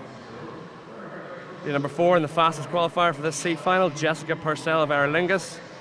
Shark Swimming Club's Niamh Connery, lane 5. Darcy Walker, the 15-year-old from Banbridge, lane 6.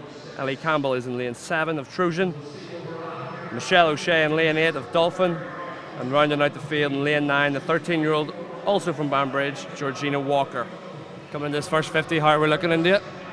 Yeah, we've got a pretty even field here for the first 50. We were talking about it earlier, I guess, breaststroke. What they're looking for is a nice, easy, relaxed. They're looking for an easy, relaxed 200 breast or 100 to start off, and then really driving through those legs on the second 100. So trying to keep the stroke rate as even and as consistent as they possibly can, but coming into that streamline after every stroke, really digging the head in between those shoulders. Yeah, of course. So coming into this, the halfway point, looking like maybe lane 1, Eileen Lunn from the NAC. No, sorry, excuse me, it's actually lane 6, Darcy Walker of Banbridge, in a 1:17.6. So yeah, just like India was saying, breaststroke, you got to be streamlined, you got to get that head right down in between the arms. Don't be afraid to hold that streamline. So now this is where the glide comes in, really into effect. You've got to really use the legs. This is where we're going to see the difference now. We had a pretty even field coming into that first 100, but we've got 4 swimmers pretty much on each other's shoulders. I know lane 6 is taking the lead slightly, but we've still got 50 meters to go. Hopefully she can hold on to that lead. Yeah, 50 to go now. They're bunching up in the middle. Yeah, only about a second splitting the top 4. Under maybe, so tough to hold that underwater pull out. You're in massive oxygen debt. But yeah, it looks like lane number 6, Darcy Walker. But coming through as well, right below her, Niamh Connery of Shark. Last turn, India. Good turn from lane 5 and lane 6. Lane 5, their head just breaking out just beforehand, but excellent transition here, really picking up that stroke rate, Lane 5. Got Niamh Connery from Shark, really bringing it home now. Look at that leg drive coming into the final few metres. Probably could have kicked that off a little bit sooner, but great time, 2:42.33, so great improvement from this morning, taking about 3 or 4 seconds off that heat swim. Yeah, great swim, a really, really well-paced swim, wasn't it? Just sort of waited until that sort of last 50 near limits. Yeah, again, I think she could have kicked it off a little bit sooner, so that last, you can see from that last 25, she had a lot coming back in with those legs. But again, still dropping 3 seconds from that heat swim, great swim there. Yeah, that's the advantage, isn't it, of these sea finals? You know, she's only 14 years old, so you know she'll learn from that, and you know I'm sure her coach will tell her, you know, you could have gone earlier, could have gone laid down the gauntlet a wee bit earlier. So 2:42 though, still very, very respectable. Exactly, it is. It's great experience for these young swimmers coming through, and if they kind of hang around and watch this A final that's coming up, we've got 3 great swimmers coming into the A final, so they can see different tactics that are taken in the 200 breaststroke too, so they can learn from that. Yeah, moving on now to the B final, the transition final as it's called. This women's 200 breaststroke on day 2. We had some great heat swims from some of these swimmers actually. We've got Amy Noble coming in lane 6. No, she's not the fastest qualifier, but she has got a strong breaststroke, really good leg kick. Remember her from the heats. Yeah, and Ava Jones in lane 5, a young 14-year-old Portmarnock swimmer. Great experience for these young girls. Racing under the lights at the NAC.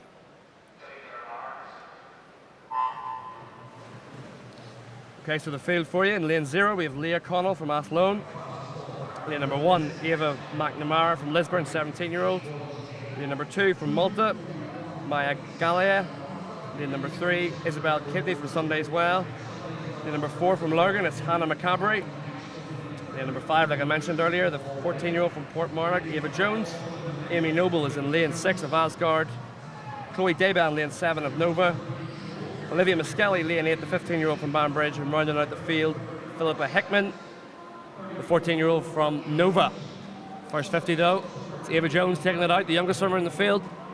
Yeah, we've got a great start here from Isabel Kidney and from Ava Jones, so pretty much staying level here.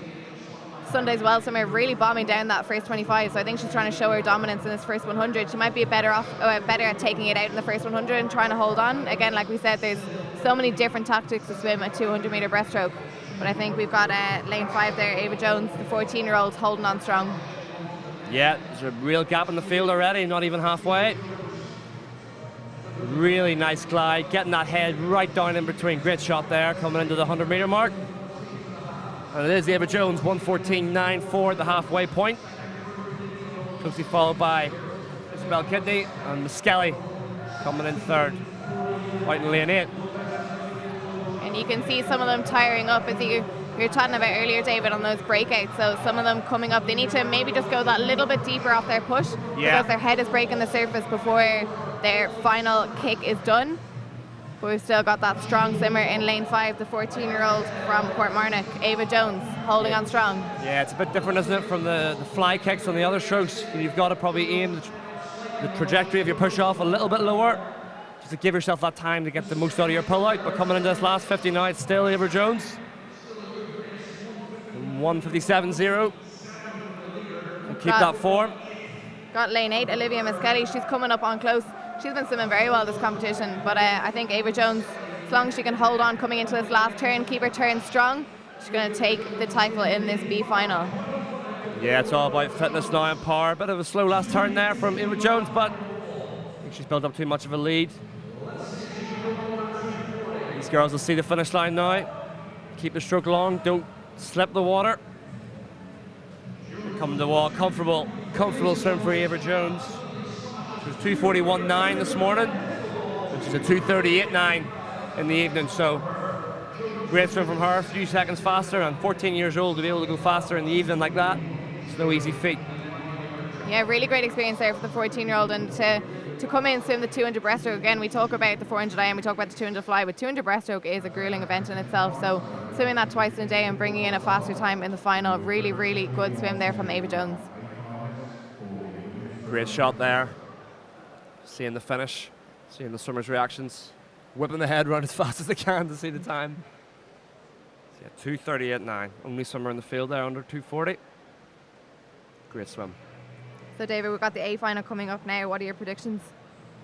Yeah, I mean, it's hard to look past Molly Main, isn't it? India, she was so comfortable this morning. Really, you know, she's 5 seconds clear of the rest of the field from the prelims, but she was just so good technically. I thought just, you know, just there was so much, I said it earlier, there's so much, I haven't seen one swimmer in this whole meet, maybe Daniel Whiffen or Mark Shranek, where it's just purpose to every single stroke, every single turn. It's just, you know, you can see the aggression with each stroke, the pop on each stroke. So, you know, she was 2:24 this morning. I'm unsure what her best is. Obviously, the senior record is 2:22. I think that's held by Mona McSharry. But yeah, like you said, she's never happy, is she, with the swims that she produces. So she could be swimming faster every single time she gets in the pool. So I would agree. I think Molly Main is going to take this. It'd be an interesting swim for that silver and bronze medal. We've got Ellie McCartney coming in beside in lane 3. Again, a really good time in 2:29.85 to swim in that heat. And then on her opposite side, Molly Main's opposite side, we've got Niamh Coyne, the swimmer from National Centre Dublin. She's coming in at 2:29.55. So the race between silver and bronze should be an interesting one. Sorry, I'm mistaken there. The Irish senior record is not Mona McSharry, and it's not 2:22.7. It's actually a 2:20.1, and that is by Niamh Coyne. That was set this time last year, so look out for Niamh Coyne, but she's got 9 seconds to go to get down there. So it's going to be an interesting one. But Molly Main looked very, very good control this morning. So Ellie McCartney as well there. National Centre Ulster swimmer. Good PB in her 100, so it's going to be a good one. Yeah, we've got our swimmers behind the blocks now, really psyching themselves up for this 200 metres breaststroke.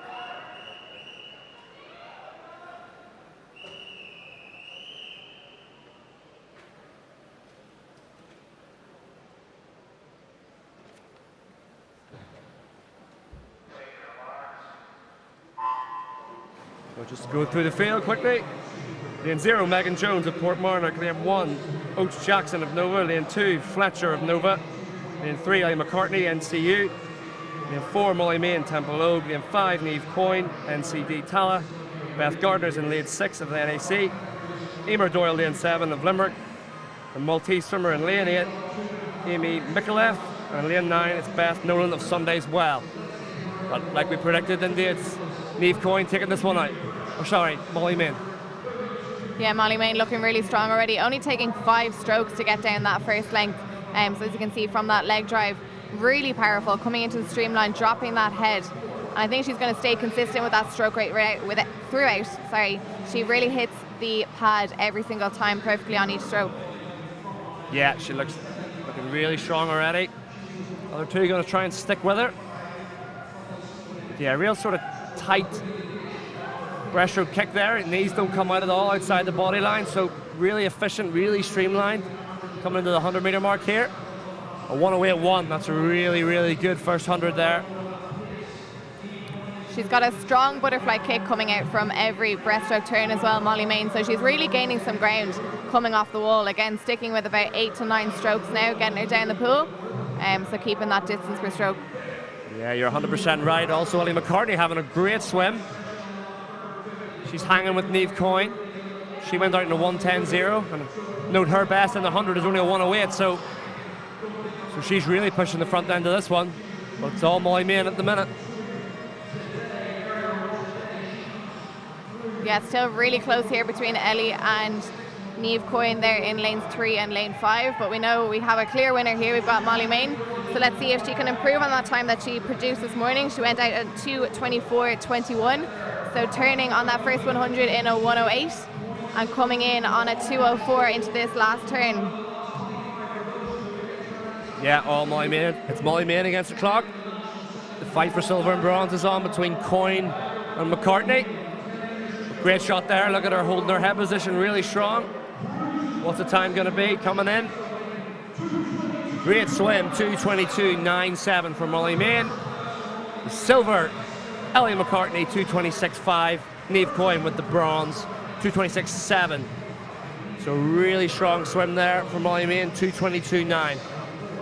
Absolutely great improvements from all three swimmers there. Yeah. Molly Main going about 2 seconds faster. Same with Ellie McCartney going from a 2:29 this morning down to the 2:26. And again, Niamh Coyne taking third, 2:26.74, and she came in with a 2:29.55. So great swim from all three swimmers there in the centre lanes. Yeah, awesome. Really, really good. So, yeah, they were a class ahead of the rest of the field. So that'll be a PB for McCartney as well. Good swim for her. Kevin Anderson will be happy. Her coach at the National Centre Ulster. That rounds out our women's events of the day. Now we have the male counterparts in this 200 breaststroke coming up next. Yes, we've got our C final coming up for the men's 200 metre breaststroke. Again, fastest entry into the C final is a 2:33.79, with the outliers coming in at a 2:35. So it'll be difficult enough to call this first heat. Again, we're going to see a variety of different ways to swim the 200 breaststroke coming up in these next three heats. Yeah, definitely. So just that experience racing in the evening. You know, it's coming up to 7:10 now. So, you know, so you think it's not all just about the racing, is it? India. It's all about, by the time these guys get out, get finished, get swum down, get eaten, and get to bed, it'll probably be near 10 o'clock, and they're so hyped. It's sometimes hard to get to sleep, isn't it? Absolutely, sure. You know yourself, kind of these long competitions. So this one only being a 3-day, but you can have 5 days, and at the end of it, you don't realise how draining they actually are. So you've got your heat swim in the morning, you've got a break in the centre, and then swimming in the evening. And the distance you can actually clock up between warm-up swims and cool downs, it's quite heavy for all these swimmers. Apart from us sprinters, we kept it to a minimum, didn't we? Yeah, minimum amount you could possibly do. Okay, here we go. C final, men's 200 breast. Okay, so lane 0, Stanley Partridge of Plymouth Leander. Lane 1, Harvey of Mallow Swim Club. Lane 2, Joshua Hunt of Limavady. The Banbridge swimmers in lane 3, Jake Logan.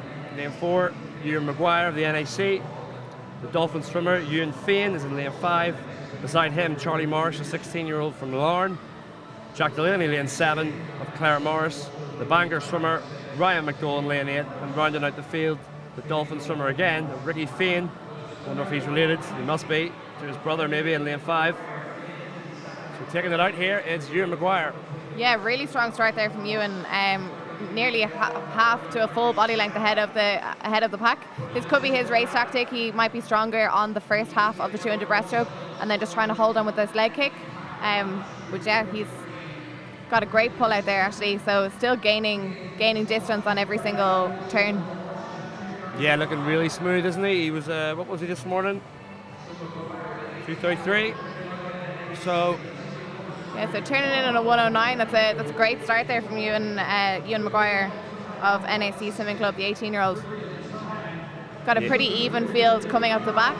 Yeah, definitely. So it's, apart from Maguire out in front, it's very close.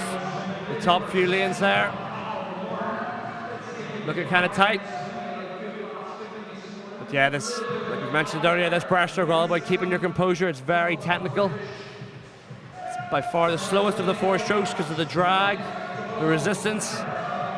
So you expect when you hurt in this race, you'll drop off even more. So important to keep your technique. Last 50 year Maguire still. Charlie Morris, the Lawrence swimmer, is in second. Ewan Fain as well in third. So keeping that kick, keeping those glutes tight, so important here. Yeah, Charlie Morris really kicking down hard in lane 6, the Lawrence swimmer. But I think we've got a clear winner of this C final. We've got Ewan Maguire, NAC, 18-year-old swimmer, keeping that distance between him and the rest of the pack. You can see it, he's gritting his teeth, you can see it. Coming into the wall now, he was 2:33 this morning, he's going to be way faster than that. 2:28.16, fantastic swim. Morris second, 2:31.3, and then a blanket finish of 2:32s for Fain, McDowell and Partridge. So some good racing there, India. Yeah, it was a nice turnaround there from Ewan as well, going out on a 1:09, coming back on the 2:28. You can see that last 50 maybe hurt a little bit more, but taking out that fast, he was in the clear water, and I think he knew that he had that C final in his hands. Yeah, definitely. Took it out the first 50 and didn't look back. So there's the confirmation of the results. No disqualifications, always good to see. Before we move on to our transition B final. Pretty good reduction in times in the first 5 swimmers there. We were, again, said before, it was kind of 2:33 to 2:35. So, yeah, definitely some good swims in the top 5 there. Yeah, definitely. Great to see. So moving on to the B final now. Transition final. Mainly sort of 17-year-olds in this one. Great experience for them. Penultimate race of the evening.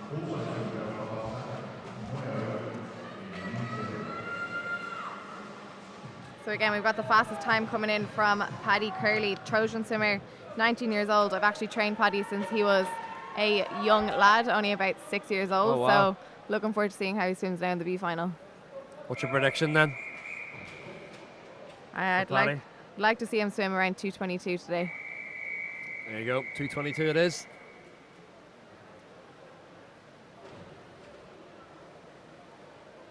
Deep breaths.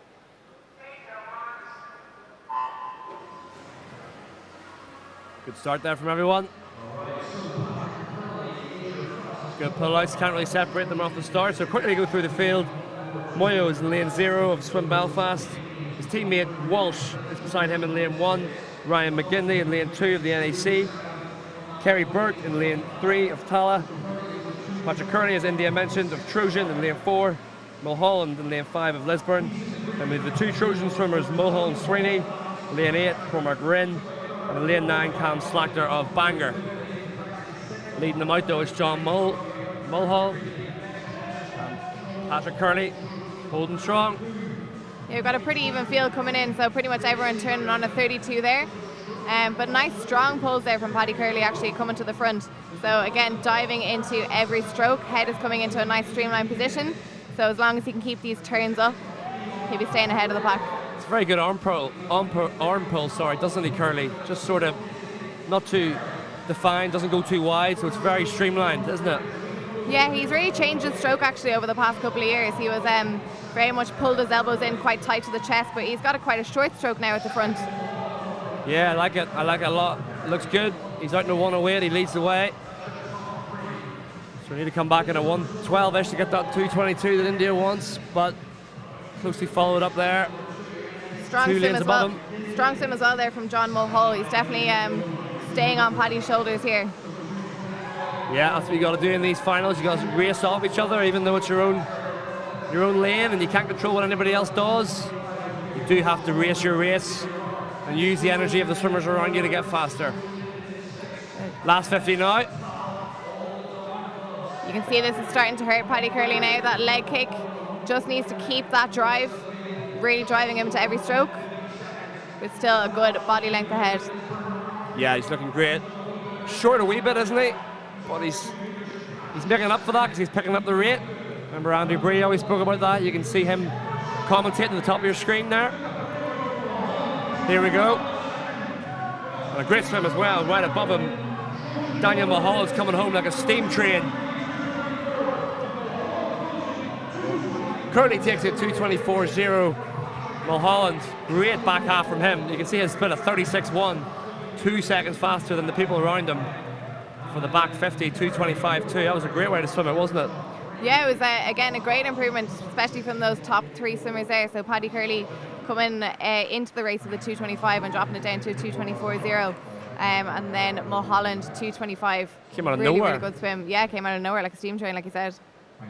Love to see that. So it's similar like it was in the freestyle. 2 different ways to swim it. Come home quick, go out quick. You can get similar times. It's about finding the right balance that works for you.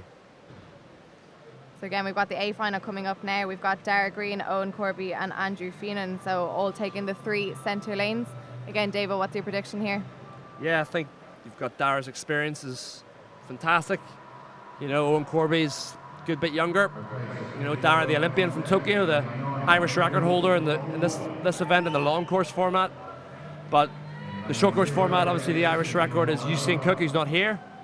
But I think Owen Corby is on great form, and I think if he takes it out really, really well, it's going to be close. But I think just after that breaststroke, that 100 breaststroke win and that 100 medley win, I think Corby's got a bit of momentum.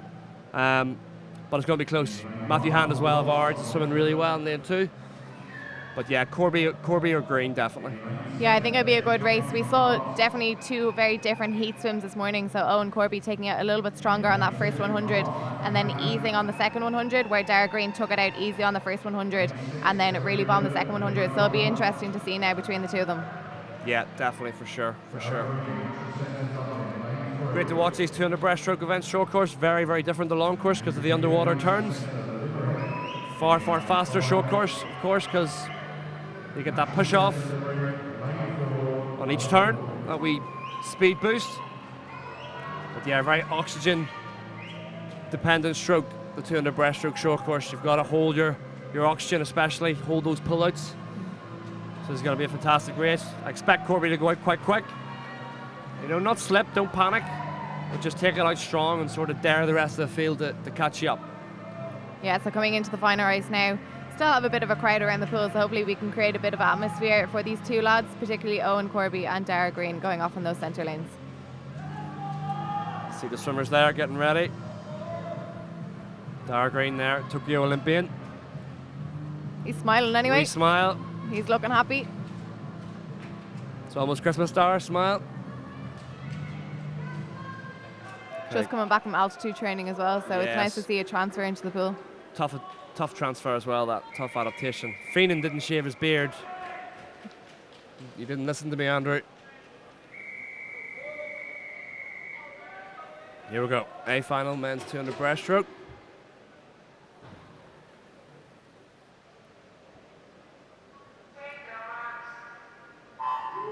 Okay, very quickly. Lane 0, Elliot Silby of Nova. Lane 1, Paul Cox. Lane 2, it's Matthew Hand. Dara Green and Corby are 3 and 4. Andrew Feenan, lane 5. Liam O'Connor, lane 6. Lane 7, Benji Cummins. Nikolai, I'm not going to try and pronounce that, lane 8. And lane 9, Ben Naughton. So here we go. How's it looking? Owen Corby taking it out really well.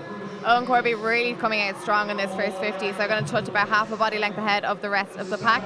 Dara Green was on his shoulders coming into that first turn, but I really think Owen Corby is attacking these underwaters. He's been doing really well in this competition. Yeah, out there really nicely, setting the stroke, real intense. Look at the firing from the glutes with each stroke. His back so high in the water.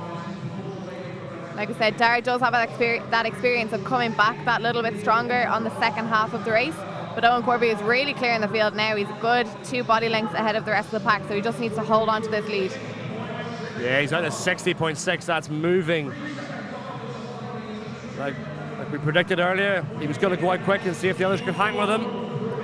But he's looking really, really good. He's just looking so strong in the water, isn't he? He literally comes up so high, but he can dive and just grab so much water on every stroke. He's absolutely flying. It's only going to be about the clock, I think, and the race for silver and bronze. Here we go, into 50 to go. 1:33.3, he's flying. Great underwater pull-out. I think we've got our winner here, Dave, but we have a good race here coming in for the silver and the bronze medal between Dara and Andrew. We've also got Matthew Hand there coming up as well. Yeah, it's all about Corby though. It's all about Corby. The crowd's getting to their feet. Here we go. Great last turn. He's up in the rate. Coming in with a 2:11. What time is Owen Corby going to produce here in this A final? Can he get the Irish senior record? Yes, he's got it. 2:06.8. Fantastic swim. What a swim that was. Absolutely incredible swim there for Owen Corby. There as well. Liam O'Connor really happy with that one, the bronze medal. That was fantastic. Oh, he's just off the Irish senior record, sorry. Excuse me, sorry. 0.05 off it. 2:06.86 though. What a fantastic swim there from Owen Corby. Really didn't falter at all throughout the entire 8 lengths. And again, just really attacking those underwaters, gaining a little bit of distance off every turn. Fantastic swim. Yeah, really, really good. That's how you swim a 200 breaststroke, one of the fastest this country's ever had. 2:06 86 for Corby. Green got the silver, 2:10.8. And Liam O'Connor snuck in lane 3, just ahead of Andrew Feenan in lane 4.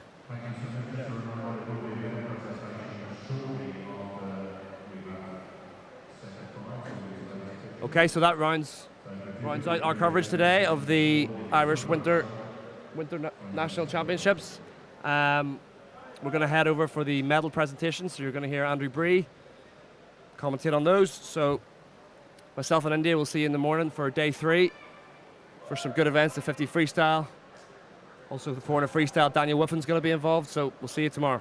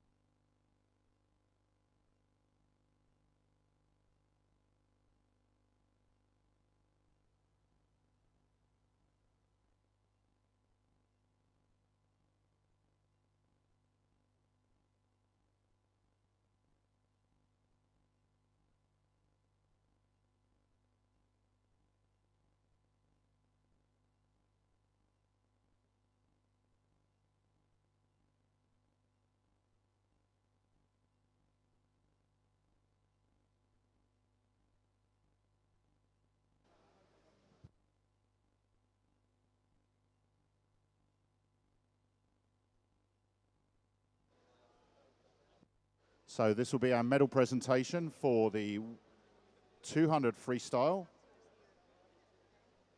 beginning with our women and then also our 200 breaststroke.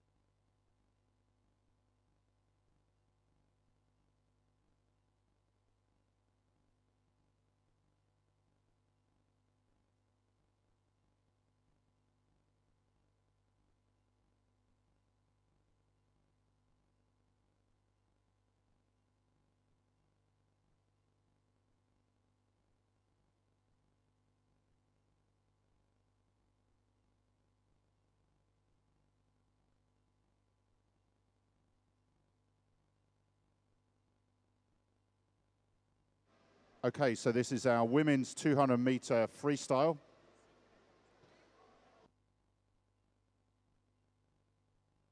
Okay, so junior medals this evening presented by Una of Sport Ireland.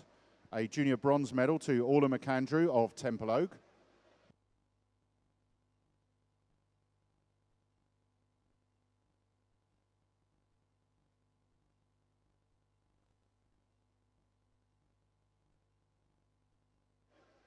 A silver medal to Molly McAlorum in our junior category for 200 freestyle. Molly McAlorum of National Centre Ulster.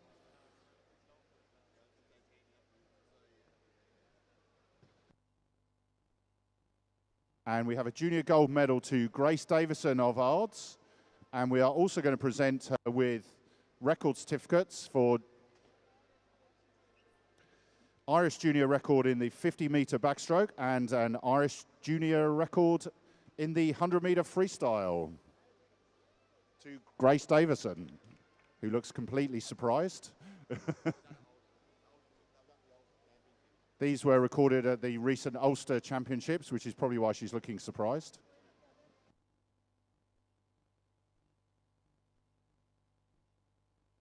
And senior medals are presented by Minister for Sport, Mr. Jack Chambers, TD.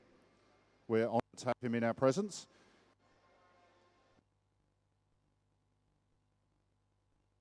Danielle Hill from Larne is not here, so we're going to move on to present silver medal to Naomi Trade from UCD.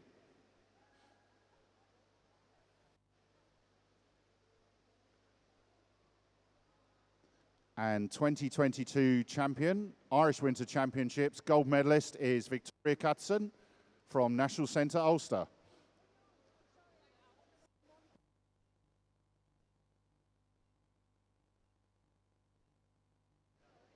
Let's make sure she gets the gold, not the bronze. Congratulations, Victoria. Thanks very much to Minister for Sport, Jack Chambers.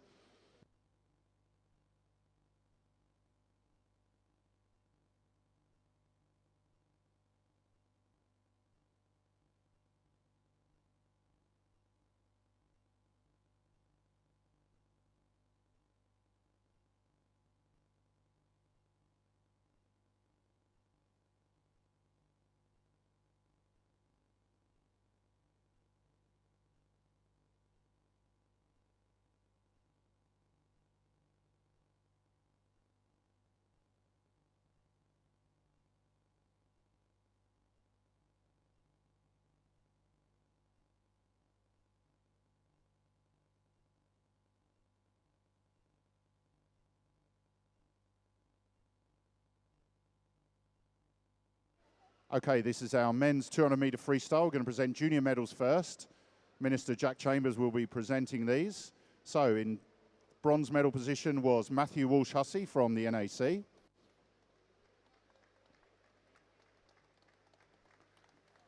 A silver medal to Danny Morgan from Coolmine.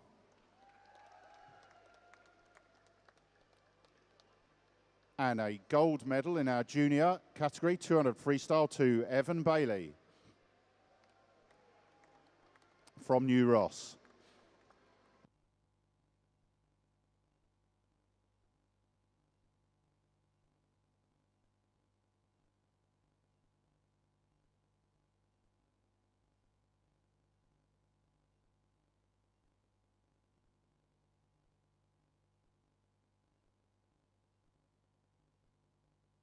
Okay, so senior medalists in the men's 200-meter freestyle. Medals presented by Una May, Sport Ireland. A bronze medal to Danny Morgan from Coolmine. Silver medal to Evan Bailey of New Ross. A commemorative medal to Mark Sharanek from Limerick. Valued training partner here at National Centre Limerick. And 2022 Irish Winter Championships, gold medalist and champion for 200 freestyle, Finn McGeever, National Centre Limerick.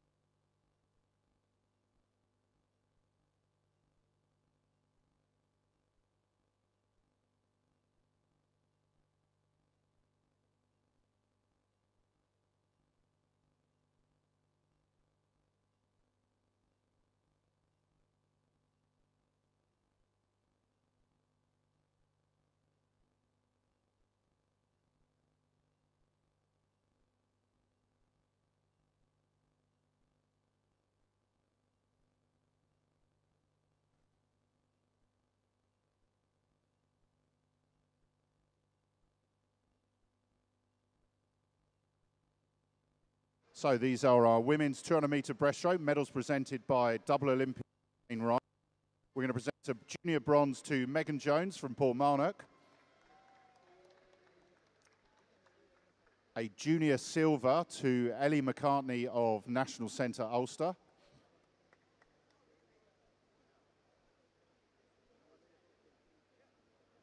and a junior gold medal to Molly Main of Temple Oak.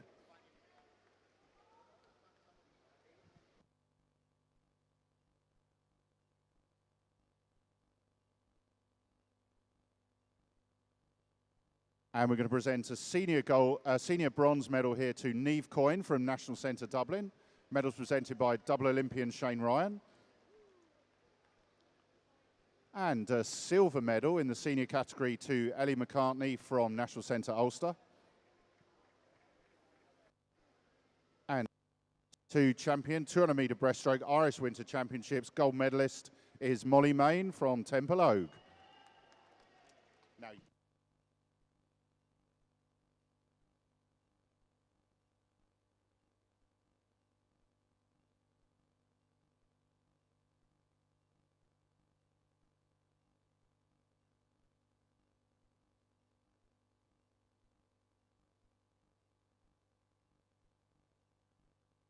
so we're now going to present medals finally for our final event today, which is the men's 200-metre breaststroke.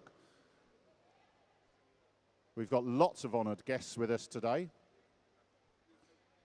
Could I have Benji Cummings from Ards, Matthew Hand from Ards, Liam O'Connor from Terenure, Dara Green from National Centre Dublin, and Owen Corby, National Centre Limerick.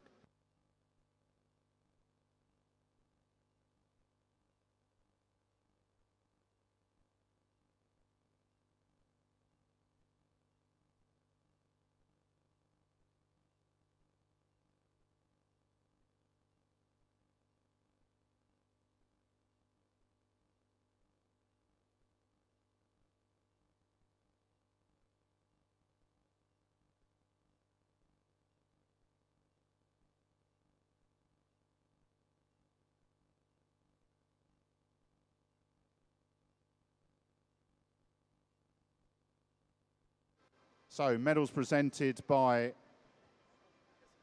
Minister Jack Chambers. This is our 200-metre breaststroke junior bronze medalist Benji Cummings from Ards. Silver medalist is Matthew Hand, also from Ards. Thank you, Minister.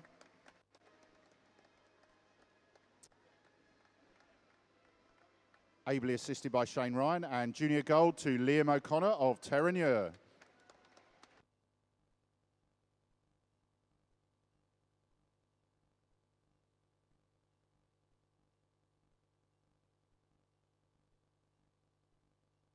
So we're going to present a bronze medal senior to Liam O'Connor of Terenure. Medals presented by our Minister for Sport, Jack Chambers.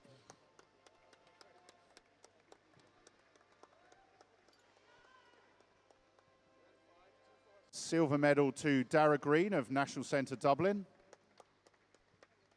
And 2022 champion, Irish Winter Championships 200-metre breaststroke is Owen Corby of National Centre Limerick. Thanks very much to our Minister for Sport, Jack Chambers. Very patient with us.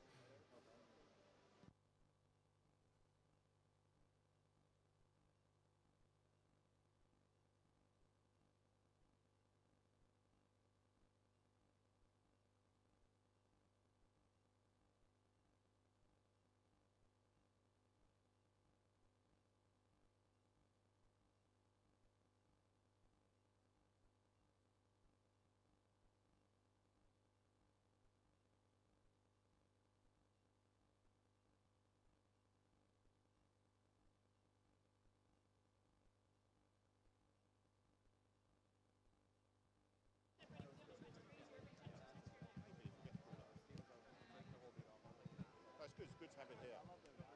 Great.